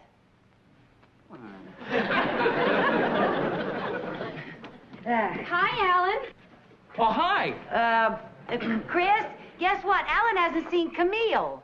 Wouldn't it be wonderful if we all watched television right here together? Oh, but Alan, I told the kids we'd meet them at the movie. Oh, it doesn't make any difference to me. Come on, then. Let's go. Okay. Well, have a good time, but if the movie is boring, you just feel free to come on home, and we'll take up the rugs and dance or play ping pong, or we'll find something that's a lot more fun than just driving around in that old car. Okay. Thanks, Mrs. Carmichael. I'll be home by 11.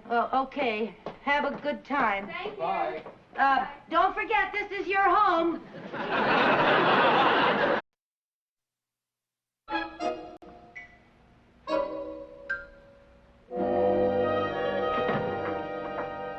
I sure wish you hadn't let the boys give Tiger that bone. I'm hungry.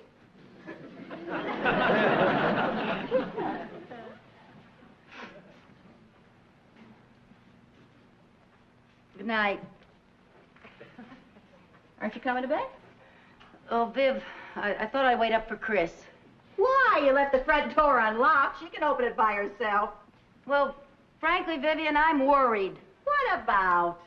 Do you know what time it is? She said she'd be home by 11. It's 11:15. Yeah, your watch must be slow. What time have you got? 14 up. What a worrywart. Where can they be? Wait a minute. I think I hear a car. There's a car pulling up in front. Aha! I knew it. They're parking in front of the house. How do you like that? The car hasn't even stopped yet. Now it's stopped. How about that? Well, how else do you expect Alan to let Chris out? Go whizzing by and toss her onto the lawn like a newspaper? Well, just as I thought. Those two children are smooching. Look. I will not look. If those two children are smooching, I, for one, think it's none of my business. Well, I, for one, think it is my business. Where are you going? I'm going out and put a stop to this. I'll never forgive Henry Ford.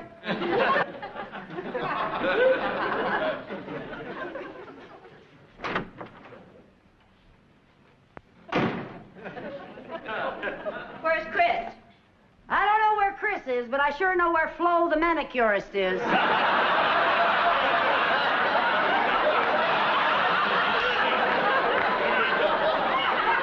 She's out in that car, necking. Who with? I don't know. She didn't introduce me. Was she angry? Yeah, sort of. What do you mean, sort of? Well, she rolled the window up in my face and said from now on I could do my own nails. Oh, where can they be?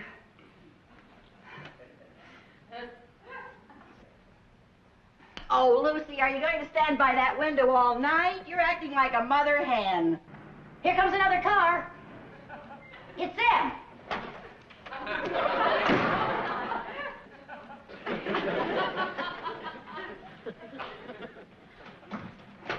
You get in here, young lady. You didn't even give me time to thank Alan for the lovely evening. You had plenty of time to thank him on the way home from the movie. I don't like the idea of you sitting out in front of the house in a parked car smooching. Smooching? Sparking. Necking. Kissing, you know. Oh, you mean making out. Yeah, well, whatever you call it. Mother, Alan and I could hardly have been doing that. Didn't you see who was in the back seat? Another couple? What's that got to do with it? That couple were Alan's mother and father. Oh. We ran into them at the movie. Oh, honey, I'm sorry. Oh, I've never been so humiliated in all my life. Oh, honey, I was... Now I'll never see Ellen again. Oh, dear. Now I've really done it. Oh, don't feel badly, honey. I guess if you're a mother hen, you can't help laying an egg once in a while.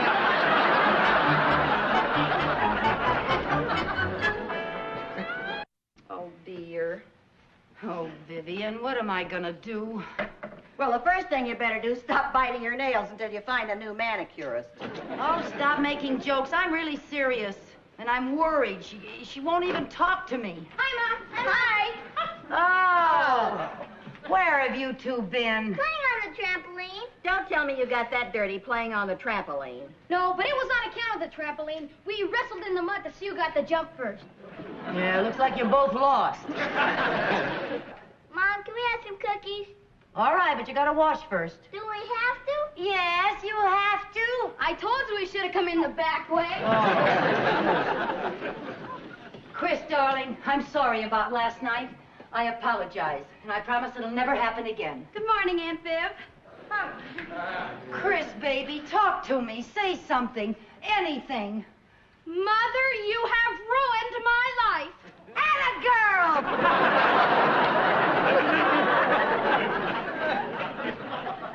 Well, it's a start.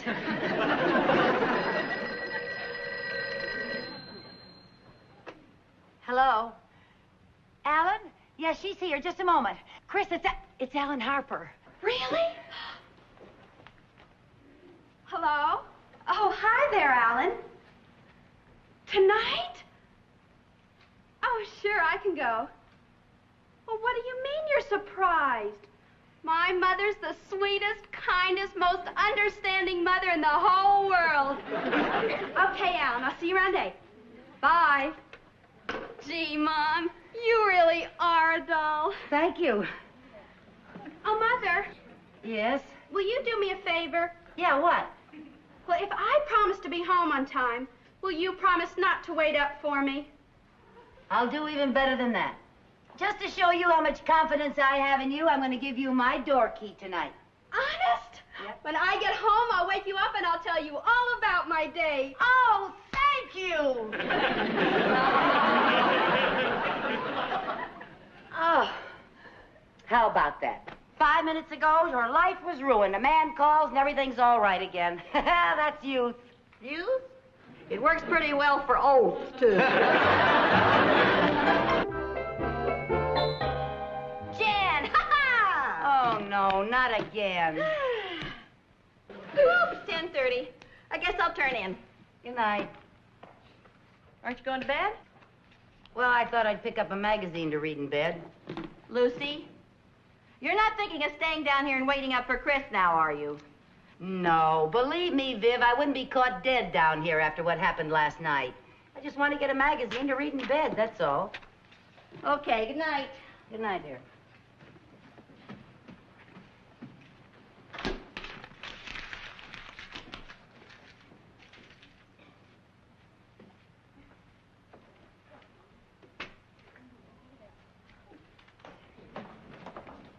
I had a wonderful time, Alan.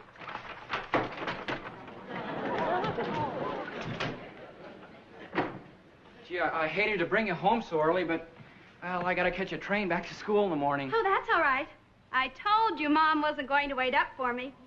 She kept her word. Yep, sure did. She's probably sound asleep by now. I promised to wake her up and tell her about our date. Oh, gee, it'd be a shame to wake her just and tell her that. Oh, but I promised. Well, couldn't you wait till the morning? Well, I could, but a promise is a promise. Gee, Chris, you sure are pretty. I guess you take after your mom. I guess so. Well, Would you like some hot chocolate? Oh, no, it'd be too much bother. Oh, no, it isn't. Come out in the kitchen. Okay. It'll be ready in a minute. Okay. Hey, your back door's open.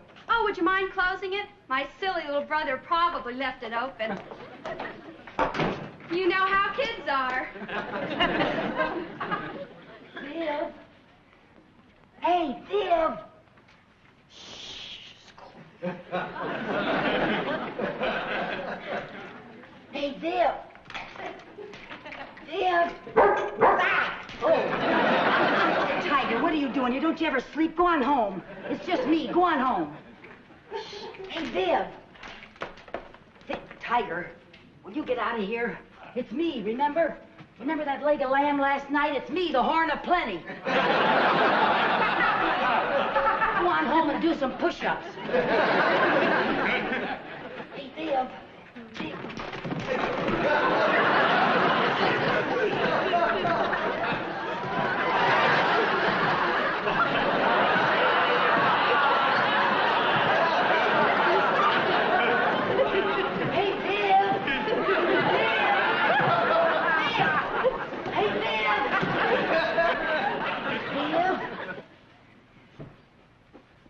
Vivian.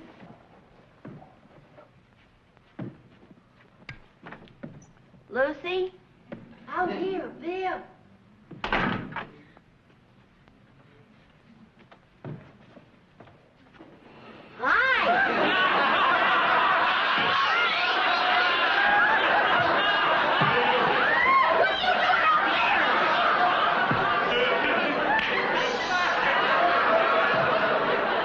Open the front door. Why? I have to sneak in. Why? The kids are in the kitchen. How'd you get out there in the first place? Don't ask questions. Just do it. Don't let them see you. Go on. Get go.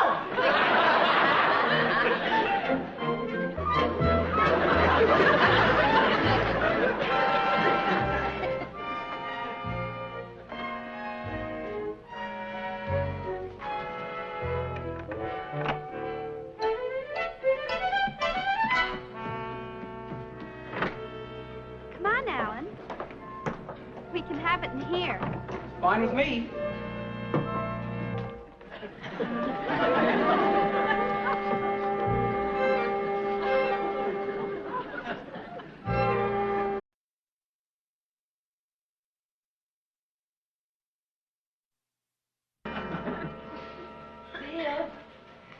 Viv?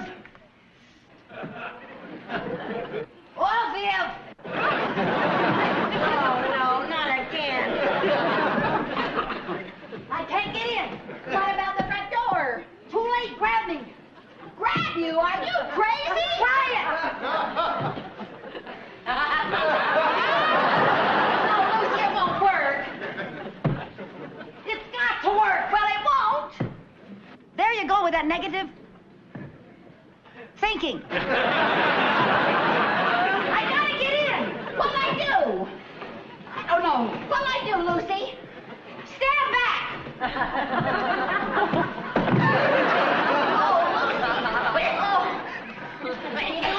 Here, let me get this leg. Oh. How about that? Oh, how about what? This one, huh? Are you all right now? Huh? Can you make it? Yeah, get my other leg. Where is it? Where is it? Can you get one in? Sit up, Lucy. Sit up. That's it. Now I'll get this one. You all right? You're breaking it. No, that's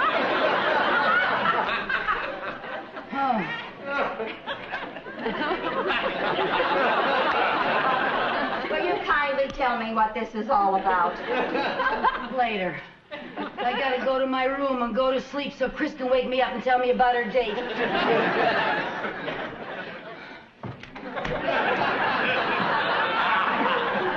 the matter? Trampoline legs.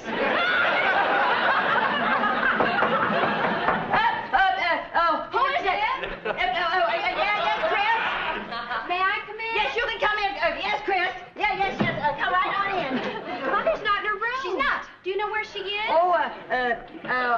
She went out for the evening. Oh, gee, I wanted to ask her something. What? Well, Alan wants to invite me up to a school next Saturday for the big homecoming game. I wanted to ask Mom if I could go. He has to know tonight. Oh, she ought to be back any minute now, dear. You go down to the drugstore and get yourself a hot chocolate. By that time, I'm sure she'll be back. We just had some. We'll wait for her downstairs. Okay.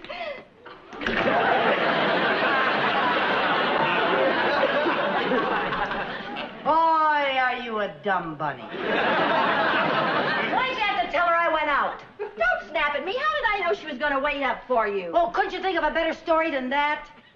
No, I couldn't. I didn't have much time to work on the plot. I was too busy helping an ungrateful friend of mine break in her trampoline act.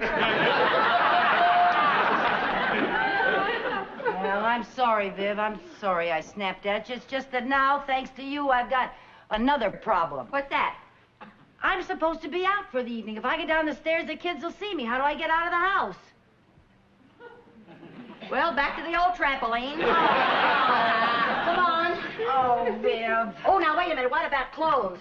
You're a little past the slumber party stage. Well, I haven't got time to go get dressed. Give me one of your coats. Okay. Here you are. Oh, not that one, Viv. That's not a good color for me. What's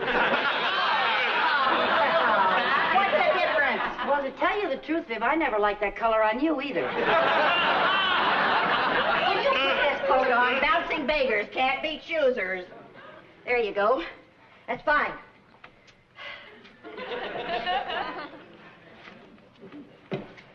Oh, Viv, I can't. You got to. I can't. It's got to be done one way or another. What other way is there? This.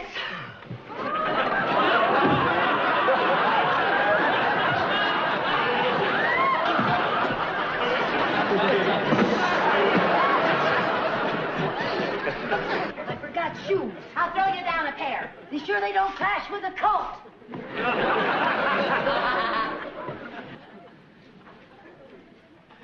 Okay, throw them. Oh, boy, some throw. Tiger, give me that shoe. Tiger. Go. Tiger, please. Me. Hi, everybody. I've had a perfectly marvelous evening.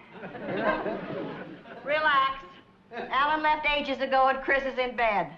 Oh, swell. Where have you been for the last hour? Oh, chasing Tiger all over the neighborhood trying to get your shoe. Did you get it? Yeah. Yeah, I got it.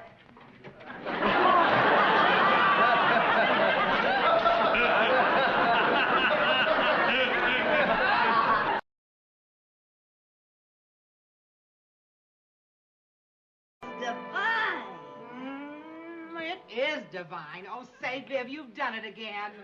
You're a wonderful cook, Vivian. Oh, well, my grandmother and my mother were both wonderful cooks, so I really couldn't help be a good cook. It's a family trait. Like modesty. Oh,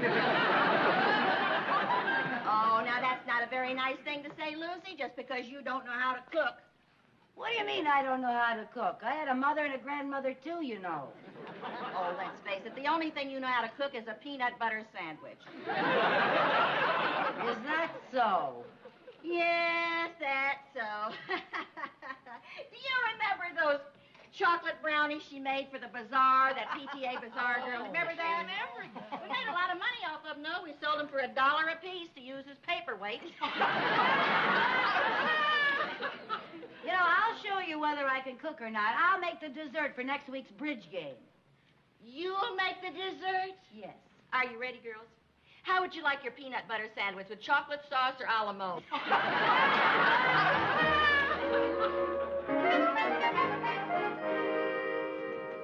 How you coming with your cake? Oh, Lucy, you took that out of the oven too soon. They'll fall. Viv, I'll make my cakes, you make your cakes, okay? Okay. Now, don't take that off while the cake's hot, because it'll stick to the pan. I don't need any advice from the world's greatest cook. Did you put enough egg whites in the frosting? Yes, I did. Now, you can't frost the cake while it's hot. I know that. You want me to frost it for you? Please, Mother, I'd rather do it myself.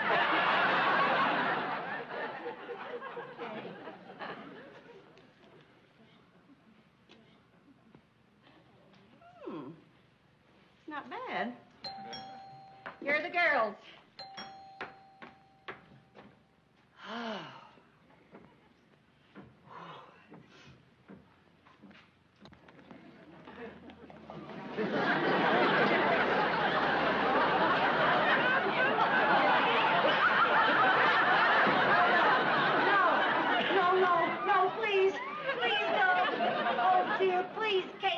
up, please. Please. Oh, no. Oh. Oh, please. Oh.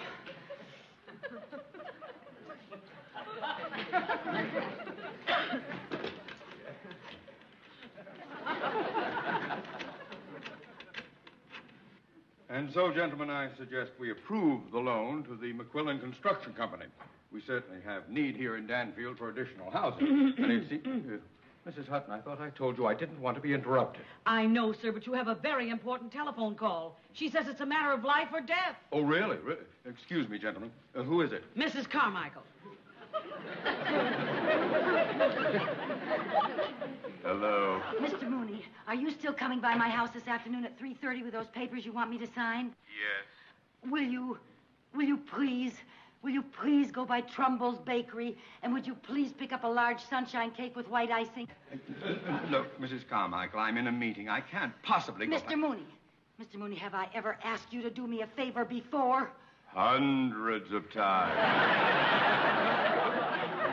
Oh, well, have I ever asked you to pick up a sunshine cake with white icing before?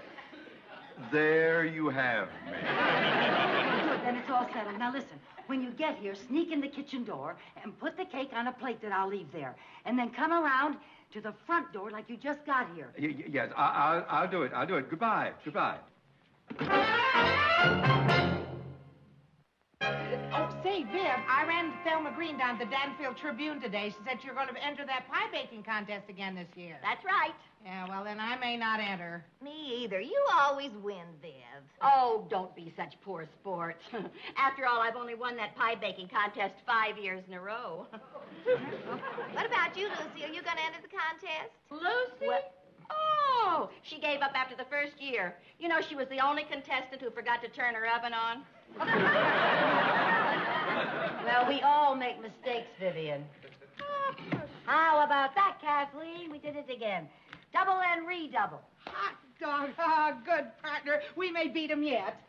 What goodies did you make for dessert, Lucy? Sunshine cake with white icing.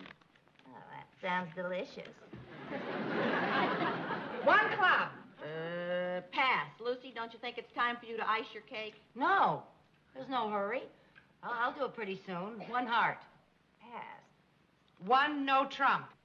2 diamonds. Lucy, while I'm dummy, I can go out and ice it for you if you want me to. No, I'll do it. Pass. Pass. 2 no trump. You know, you're acting funny about that cake. Did it by any chance fall? Pass. A cake of mine fall, don't be ridiculous. 3 no trumble. Trump! Pass. Pass. Lucy, What? if your cake was a failure, don't be afraid to admit it.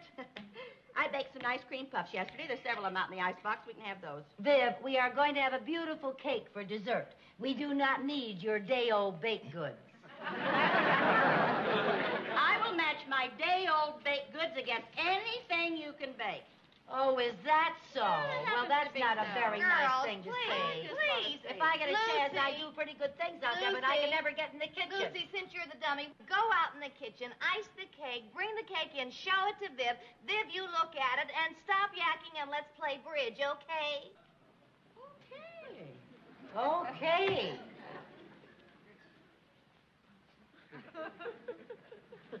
Lucy, go ice the cake.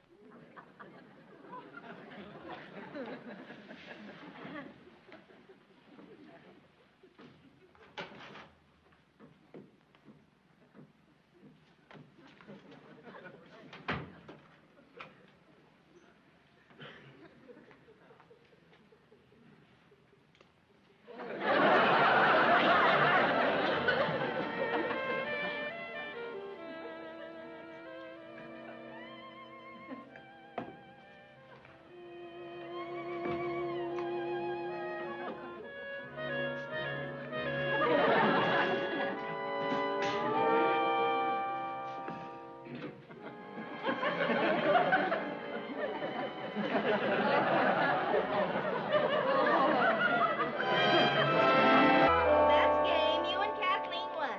Good. Oh, now, time for Lucy's cake. Well, let's say we play a few more hands. Oh, no, Lucy, I don't want to play anymore. I never held a good card all afternoon. I never had such bad hands. I thought perhaps we could, play a few more because we're on such a winning streak. What are you doing with my cake? I'm just trying to help out. Well, I'll decide when it's time to eat, and it's not time yet. Lucy, the game's over. It is 2 time. I'm sorry. Lucy. It's time for dessert. I just don't think it's time to eat yet. Oh, it's Mr. Mooney. Oh. Well, by George, maybe it is time to eat. Hi there, Mr. Mooney. Hi, Mr. Mooney. Nice to see you. You're just in time for a nice piece of cake. Oh, Lucy, that cake's so beautiful, it's a shame to cut it. You know, if I hadn't seen you bake that with my own eyes, I'd swear you bought it at Trumbull's Bakery. Why do you say that? That's impossible. I just passed there. It's closed.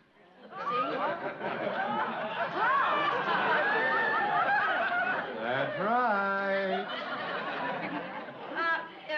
You know something, Audrey? You're right. It's a shame to cut this. Why don't we have some of his lovely cream puffs? But you said they were day-old baked goods. Sure, but everybody knows that cream puffs improve with age. Now, Lucy, come on, cut the cake. Viv, we are not going to cut this cake, so let go. Oh, I will not let go. I think there's some reason you don't want us to cut that cake. What do you mean by that?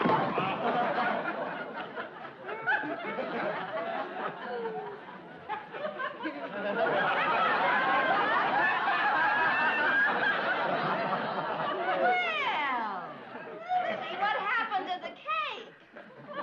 It fell. I told you so. I told you so. I told you so.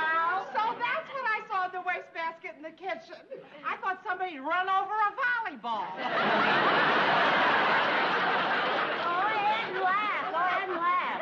Look, I'm going to show you that I can cook. I'm going to enter that pie baking contest, and I'm going to win it. Oh, you're going to win. Yes, I'm going to win it, Vivian. Mrs. Carmichael. What? Are you still here? Please sign these. Mr. Mooney, you can have a lovely piece of sunshine cake if you happen to have a can opener on you.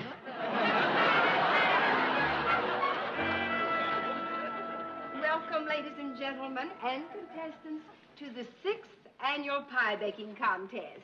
Now, as you know, we are honored to have in our midst a 5-time winner. Let's give a nice hand to Vivian Bagley. Now, each contestant is using her own recipe. The ingredients you requested are at your place, girls. That's it. Now, assisting me this year in judging this contest is one of Danfield's most distinguished citizens, Theodore Mooney.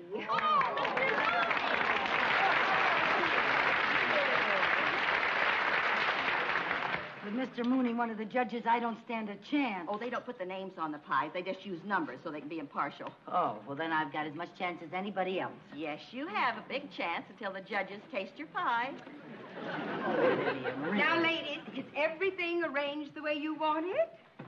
Now, remember, we all start together at the signal, and may the best pie win.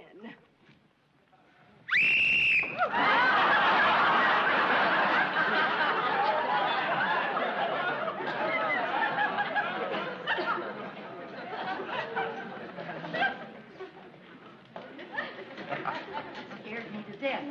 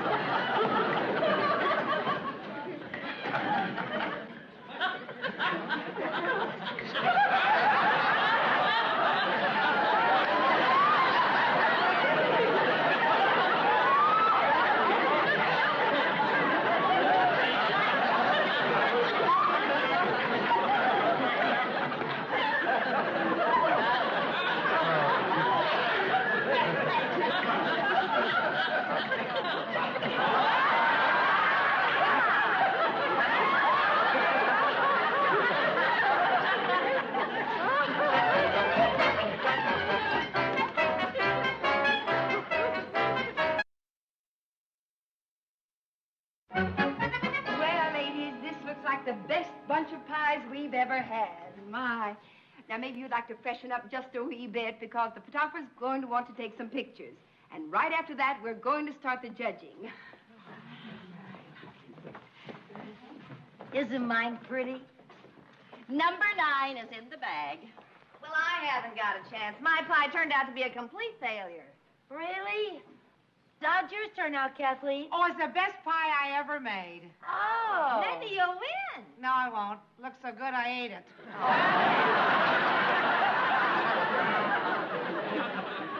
Which one's yours, Lucy? Mine is number 8, right here. And mine is number 9. Oh, they look alike. Well, they may look alike, but that one has a crust of pure cardboard. I don't know about that now, Vivian. My crust wasn't so bad. And you did remember to turn on the oven. Viv, stop picking on Lucy. Yeah, she still has a chance. I mean, the contest isn't over yet. Well, it might as well be. Viv will probably win anyway. After all, she is the best cook in town. I don't know why I even try. Well, I think I'll go back and fix my face. If I'm going to be a loser, I don't want to be a loser with a shiny nose.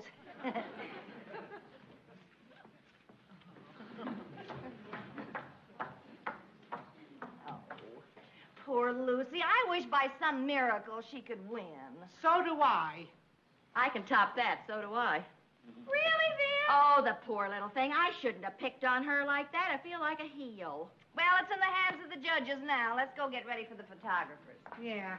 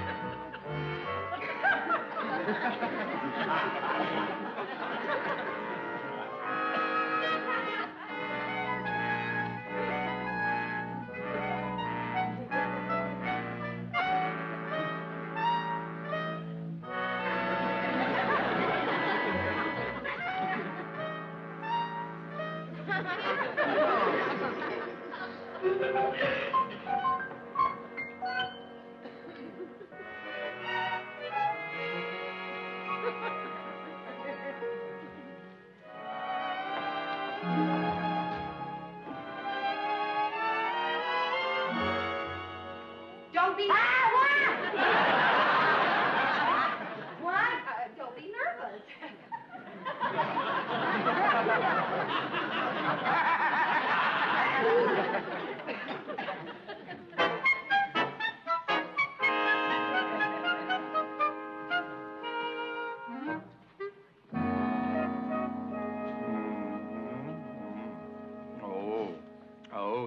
This pie is heavenly. Mr. Mooney, the contest. Oh, sorry. Yeah. Oh, which one do you think is the winner? There isn't any doubt about it. This is it. Oh, that one gets my vote, too. Ladies and gentlemen, the winner is number 8. 8! That's me!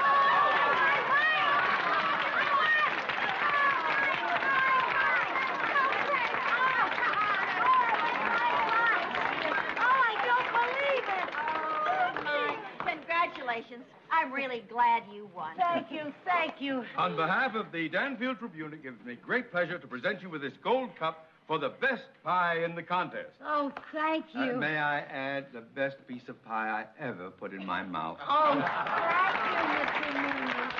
Thank you.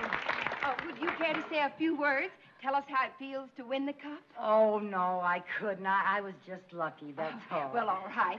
Ladies and gentlemen... Well, maybe a word or two. I do want to thank everyone who was pulling for me, and I want to say that I had the stiffest competition that I have ever encountered, especially from the winner of the last 5 years, Vivian Bagley.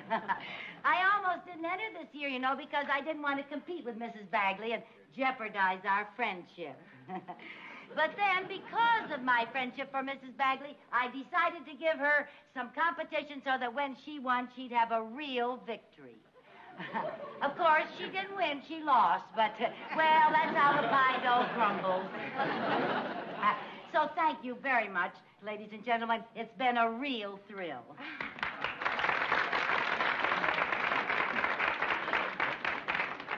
I'd forgotten how insufferable you become with just a little success. What are you talking about? Well, you can keep the cup if you want to, but there's something I think you should know. I switched the pie, so the pie that really won was mine. You switched the pie? Yes, I did. Well, I switched them too, and then I felt guilty, and I switched them back, so my pie really won. Now, this is my pie. I'd know it anywhere, and this is the pie that won. This is your pie, Lucille. That is my pie. This is not your pie. It is mine. No, that one is mine. This is mine, and this is the pie that won, Vivian. That is my pie, so give it to me. Oh, wouldn't I love it? You wouldn't dare. Oh, wouldn't I? No, you wouldn't.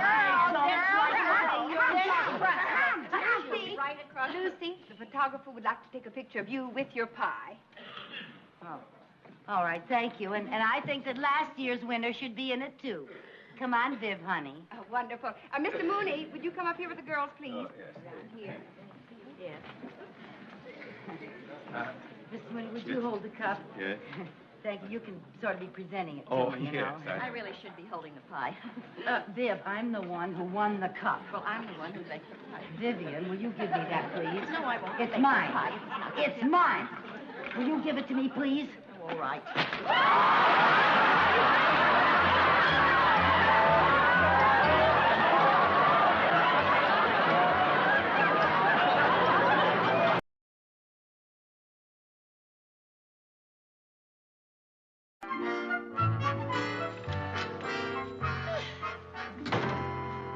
What are you reading, Lucy? Psychological reactions in adolescence to terror-inspiring visual stimulation. Well, I'll try again. What are you reading, Lucy? Listen to this. Now, this article states the overabundance of spooky stuff in movies and TV can cause traumatic experiences in our youngsters. What got you started on this kick? Do you know where Jerry and Sherman are this afternoon? Yeah, they went to see the movies. Why? Do you know what movies they're seeing? Oh, probably a couple of cowboy pictures. They are at the State Theater seeing The Surfing Werewolf, which is on a double bill with The Eggplant That Ate Philadelphia. Now, does that sound like a couple of cowboy movies? Well, now, maybe the eggplant rode into Philadelphia on a horse. Oh, Viv, go ahead and make jokes, but I am reading this article because as a mother, I am very concerned. Now, listen, I'm just as much a mother as you are. Just don't happen to agree with you, nor that article. Don't you think that those movies are affecting our kids? Not one teeny-weeny little bit.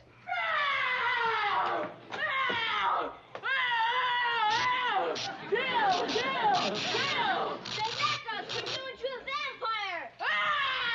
Get away!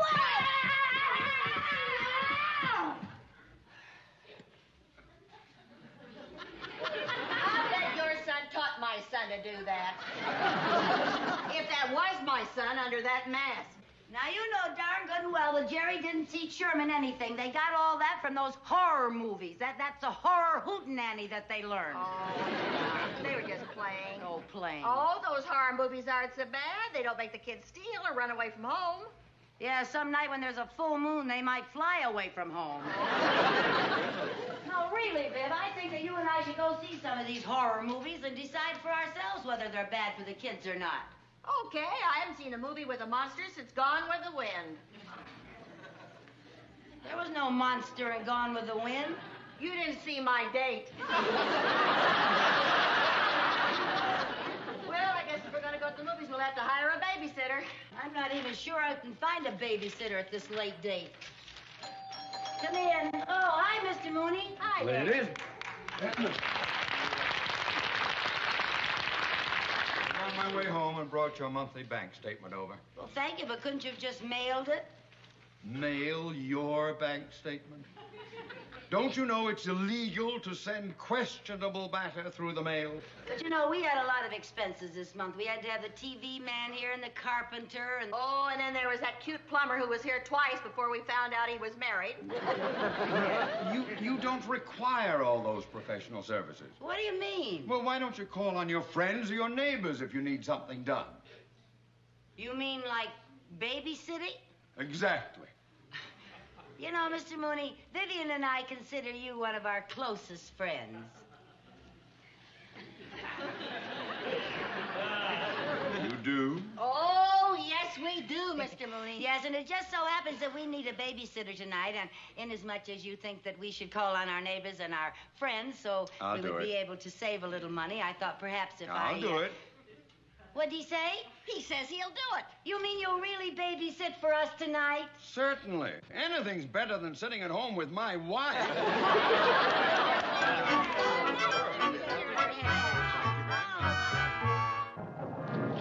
Oh, gosh, what a spooky double feature. I was scared to death. Oh, all those monsters and werewolves and man-eating plants and then all that thunder and lightning. I didn't think we'd ever get home safe. Neither did I. It was pretty tough trying to drive that car with you sitting on my lap. I was so scared when that man-eating plant reached out.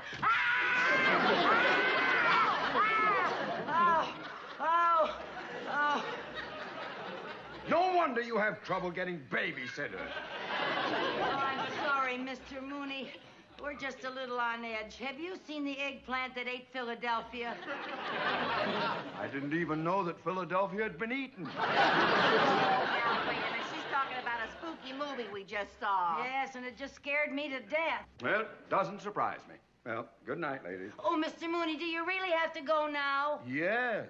After 11 o'clock, my wife sends the dog out for me. Oh, please, can't you just stay a little while and chat? Now, look, will you just forget those horror movies you saw? You're letting your imagination run away with you. Good night, ladies. Night. Bum bum ba bum bum ba bum ba bum ba bum bum ba bum bum ba bum. It isn't a fit night out for man nor beast.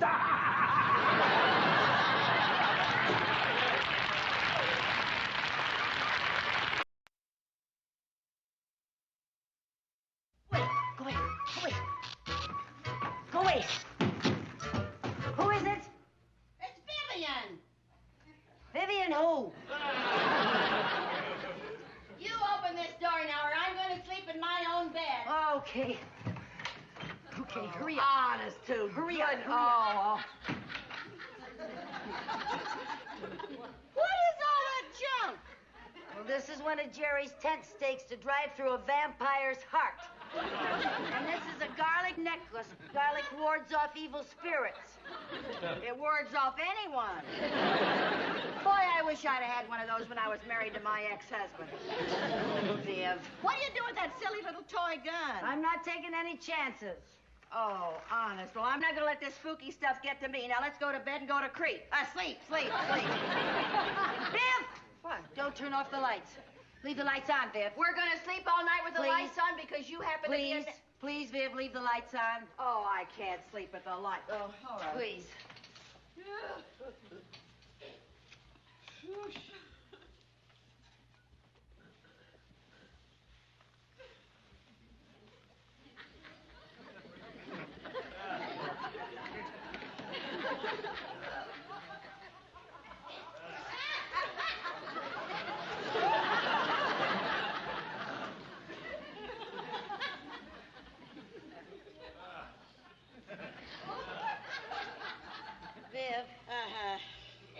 just thinking. Any old eggplant that ate Philadelphia could certainly eat through that lock. Let's put something in front of the door. Oh, come on now, Lucy. Please, please, I'll feel safer, Viv. Oh, my. I should have slept in my own room. I wasn't scared, but you're driving me to it. Get over there. Now push. Be careful, don't jiggle it too much. Just push straight ahead. Don't lean on it, honey. Push it. What do you got in this thing, bricks? Be careful. There. Are we through, or would you like to build a moat? Come on, let's go to bed.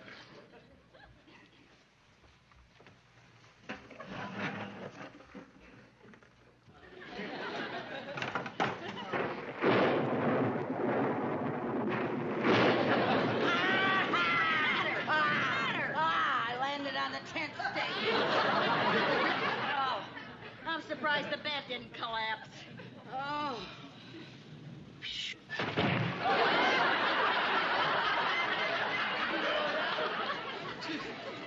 Now nothing will surprise me.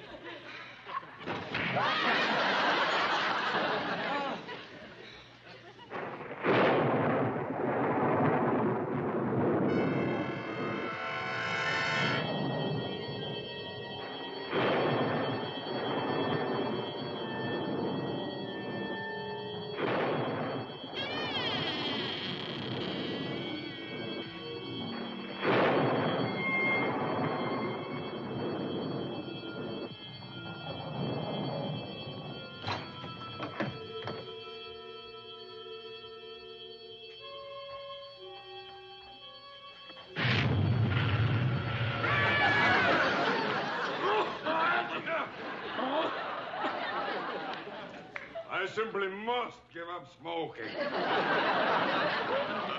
Good evening, ladies. Good evening. Our car broke down, and we'd like to use your telephone. Ah, that's what they all say. Well, we were very lucky that we saw the lights in your windows, and it's terrible out. Oh, yes, it's not a fit night out for men or... It's not nice out.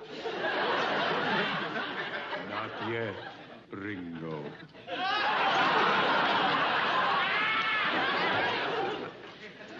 Permit me to introduce myself. I am Count Dracula. How do you do? You know he looks a lot like Mr. Mooney. He does look like Mr. Mooney. Mr. Mooney? Yes, Mr. Mooney's a banker. Well, in a way, so am I. I run a blood bank. Well, sir, if we could just use your phone, then we'll go. Certainly you may use the telephone. Thank you. But it would be inhospitable of me to let you go out into the storm without a cup of hot tea. Oh, well, that's very nice, but we don't want to be any bother. Oh, no, we're teetotalers.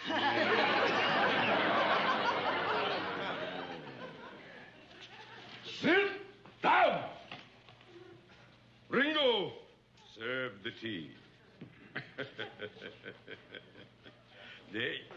Oh, I am so sorry. There are no tea cakes. Oh, that's all right. We don't want any tea cakes. No. I will have the maid bring some.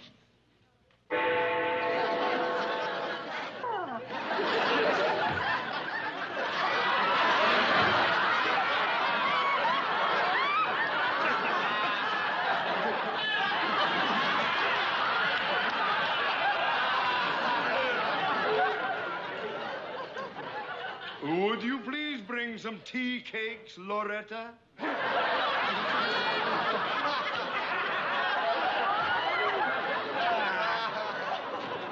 Ah, here is your tea. There you are. Thank you. Ringo, how long did you brew this tea? 1 year. A year. Just the way I like it. Instant tea. Drink up, ladies. Drink up. Ah. Drat that girl. she hasn't brought those cakes. Will you excuse me, lady? I'll have to go and get them myself. Good. Heavens to beastie. The help nowadays. Oh. Let's get rid of this tea. Throw Put it it back here. Throw it here in the plant. Yes. Hurry.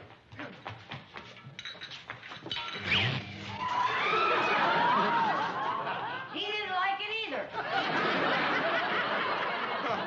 Come on, let's make that phone call and get out of here. Yes. Where can the phone be? In the telephone booth, stupid. Who said that? I did. Over here on the wall.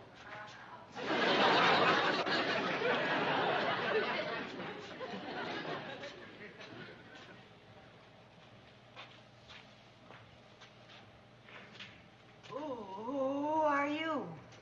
I'm the head of the house.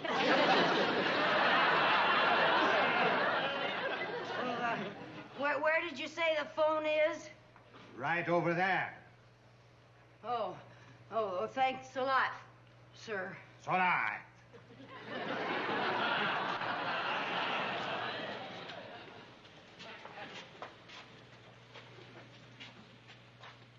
Oh, there it is.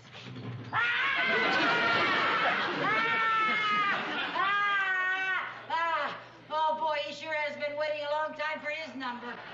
Let's get out of here. Yeah. Come on, Bill.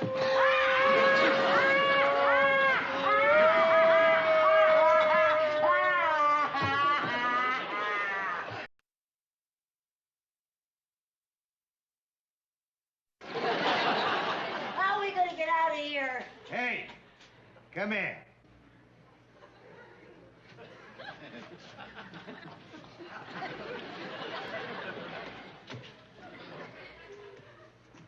Why don't you try the secret passageway?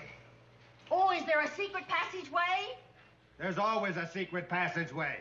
It's a panel. It's usually around a fireplace. Yeah. Remember? It has a button or a panel, and you have to go around, and you find the panel, and suddenly something opens up, and then you can go, and you can escape. Viv, look in here. Look in the I'll look on the outside. You look on the inside.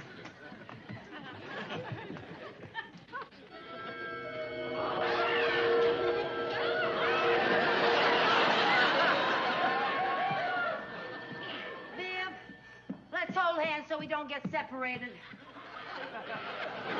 Around there. It'll be around here someplace, though. No, I think it's going to be on the fireplace, that's for sure. Viv, how long since you've had a manicure?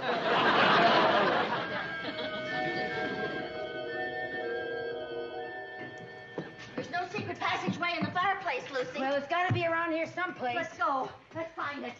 Let's look. Ah! It's not there. Oh, dear. Oh, Viv. Ah!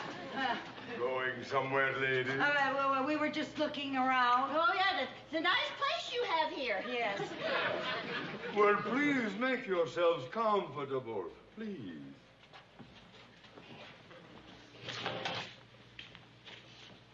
That's right. Sit on the couch. You sit over here in the Morris chair. Behave yourself, let me go. Morris, you take your hands off of her. Don't you let go of her, Morris. Hold her until the operating room is ready. Operating room? Yes, servants are so hard to find. I have decided to convert you into a housekeeper and a cook. Oh, no, you don't. Oh, no.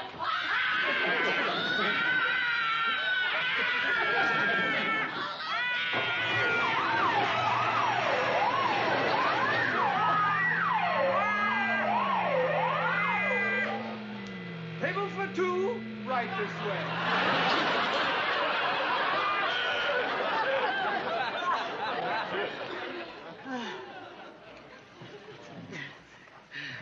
Please, Mummy, I'd rather do it myself.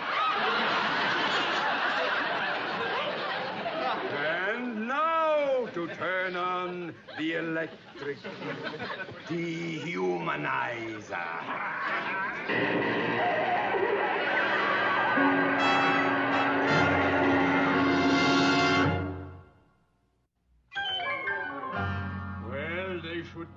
by now. And if the operation is a success, we will have a perfect housekeeper and a perfect cook. Dinner is served.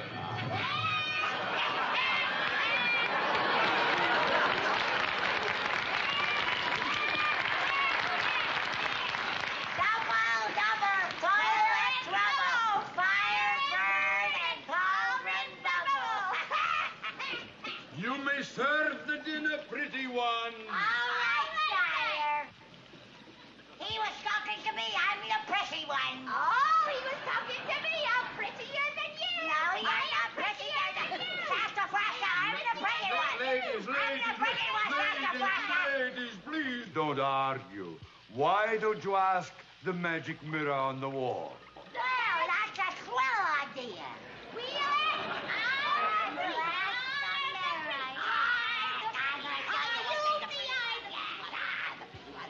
Mirror, mirror on the wall, who's the fairest of them all?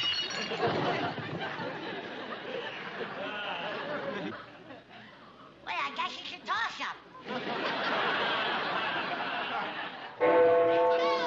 Oh, righty. You rang, sire? Yes, you may serve the first course. All right, you First sire. course will be your last course. What is in your witch's brew? Oh, I'm so glad you asked. It's octopus season with a dash of iodine. Ah, it sounds delicious. Oh, it is, it is. Witch's brew. Say, sire, do we get Thursdays and every Sunday off? Yeah, no, you only get every other full moon. Oh, sorry, we can't stick around for that. Come on, Sassafrasa, let's go out and paint the town black. Paint the town black? Come on, Chitty, let's go dancing. Don't let them escape!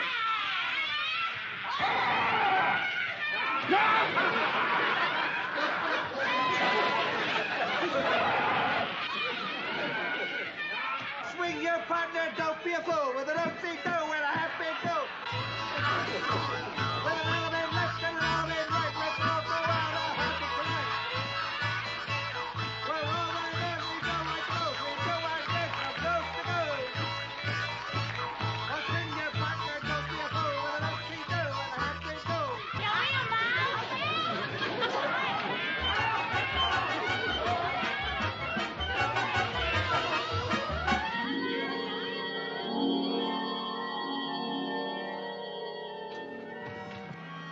Viv! Oh, Viv! What's with you? What's the matter? I had the most horrible nightmare. Mooney was Dracula and you and I were witches. What are you doing with that broom? I came downstairs to get a snack and I spilled some crackers. Well, now maybe we can get some sleep. No, I'm too nervous to sleep now. What's that? What's that? Good evening. My car broke down. Permit me to use your telephone.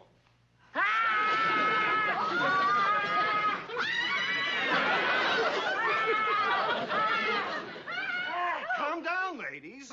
Our car broke down on the way home from a costume party. Oh, my God, costume. Oh, it's a costume party. Can I use your phone? Oh, yes. Yeah, Oh, yes.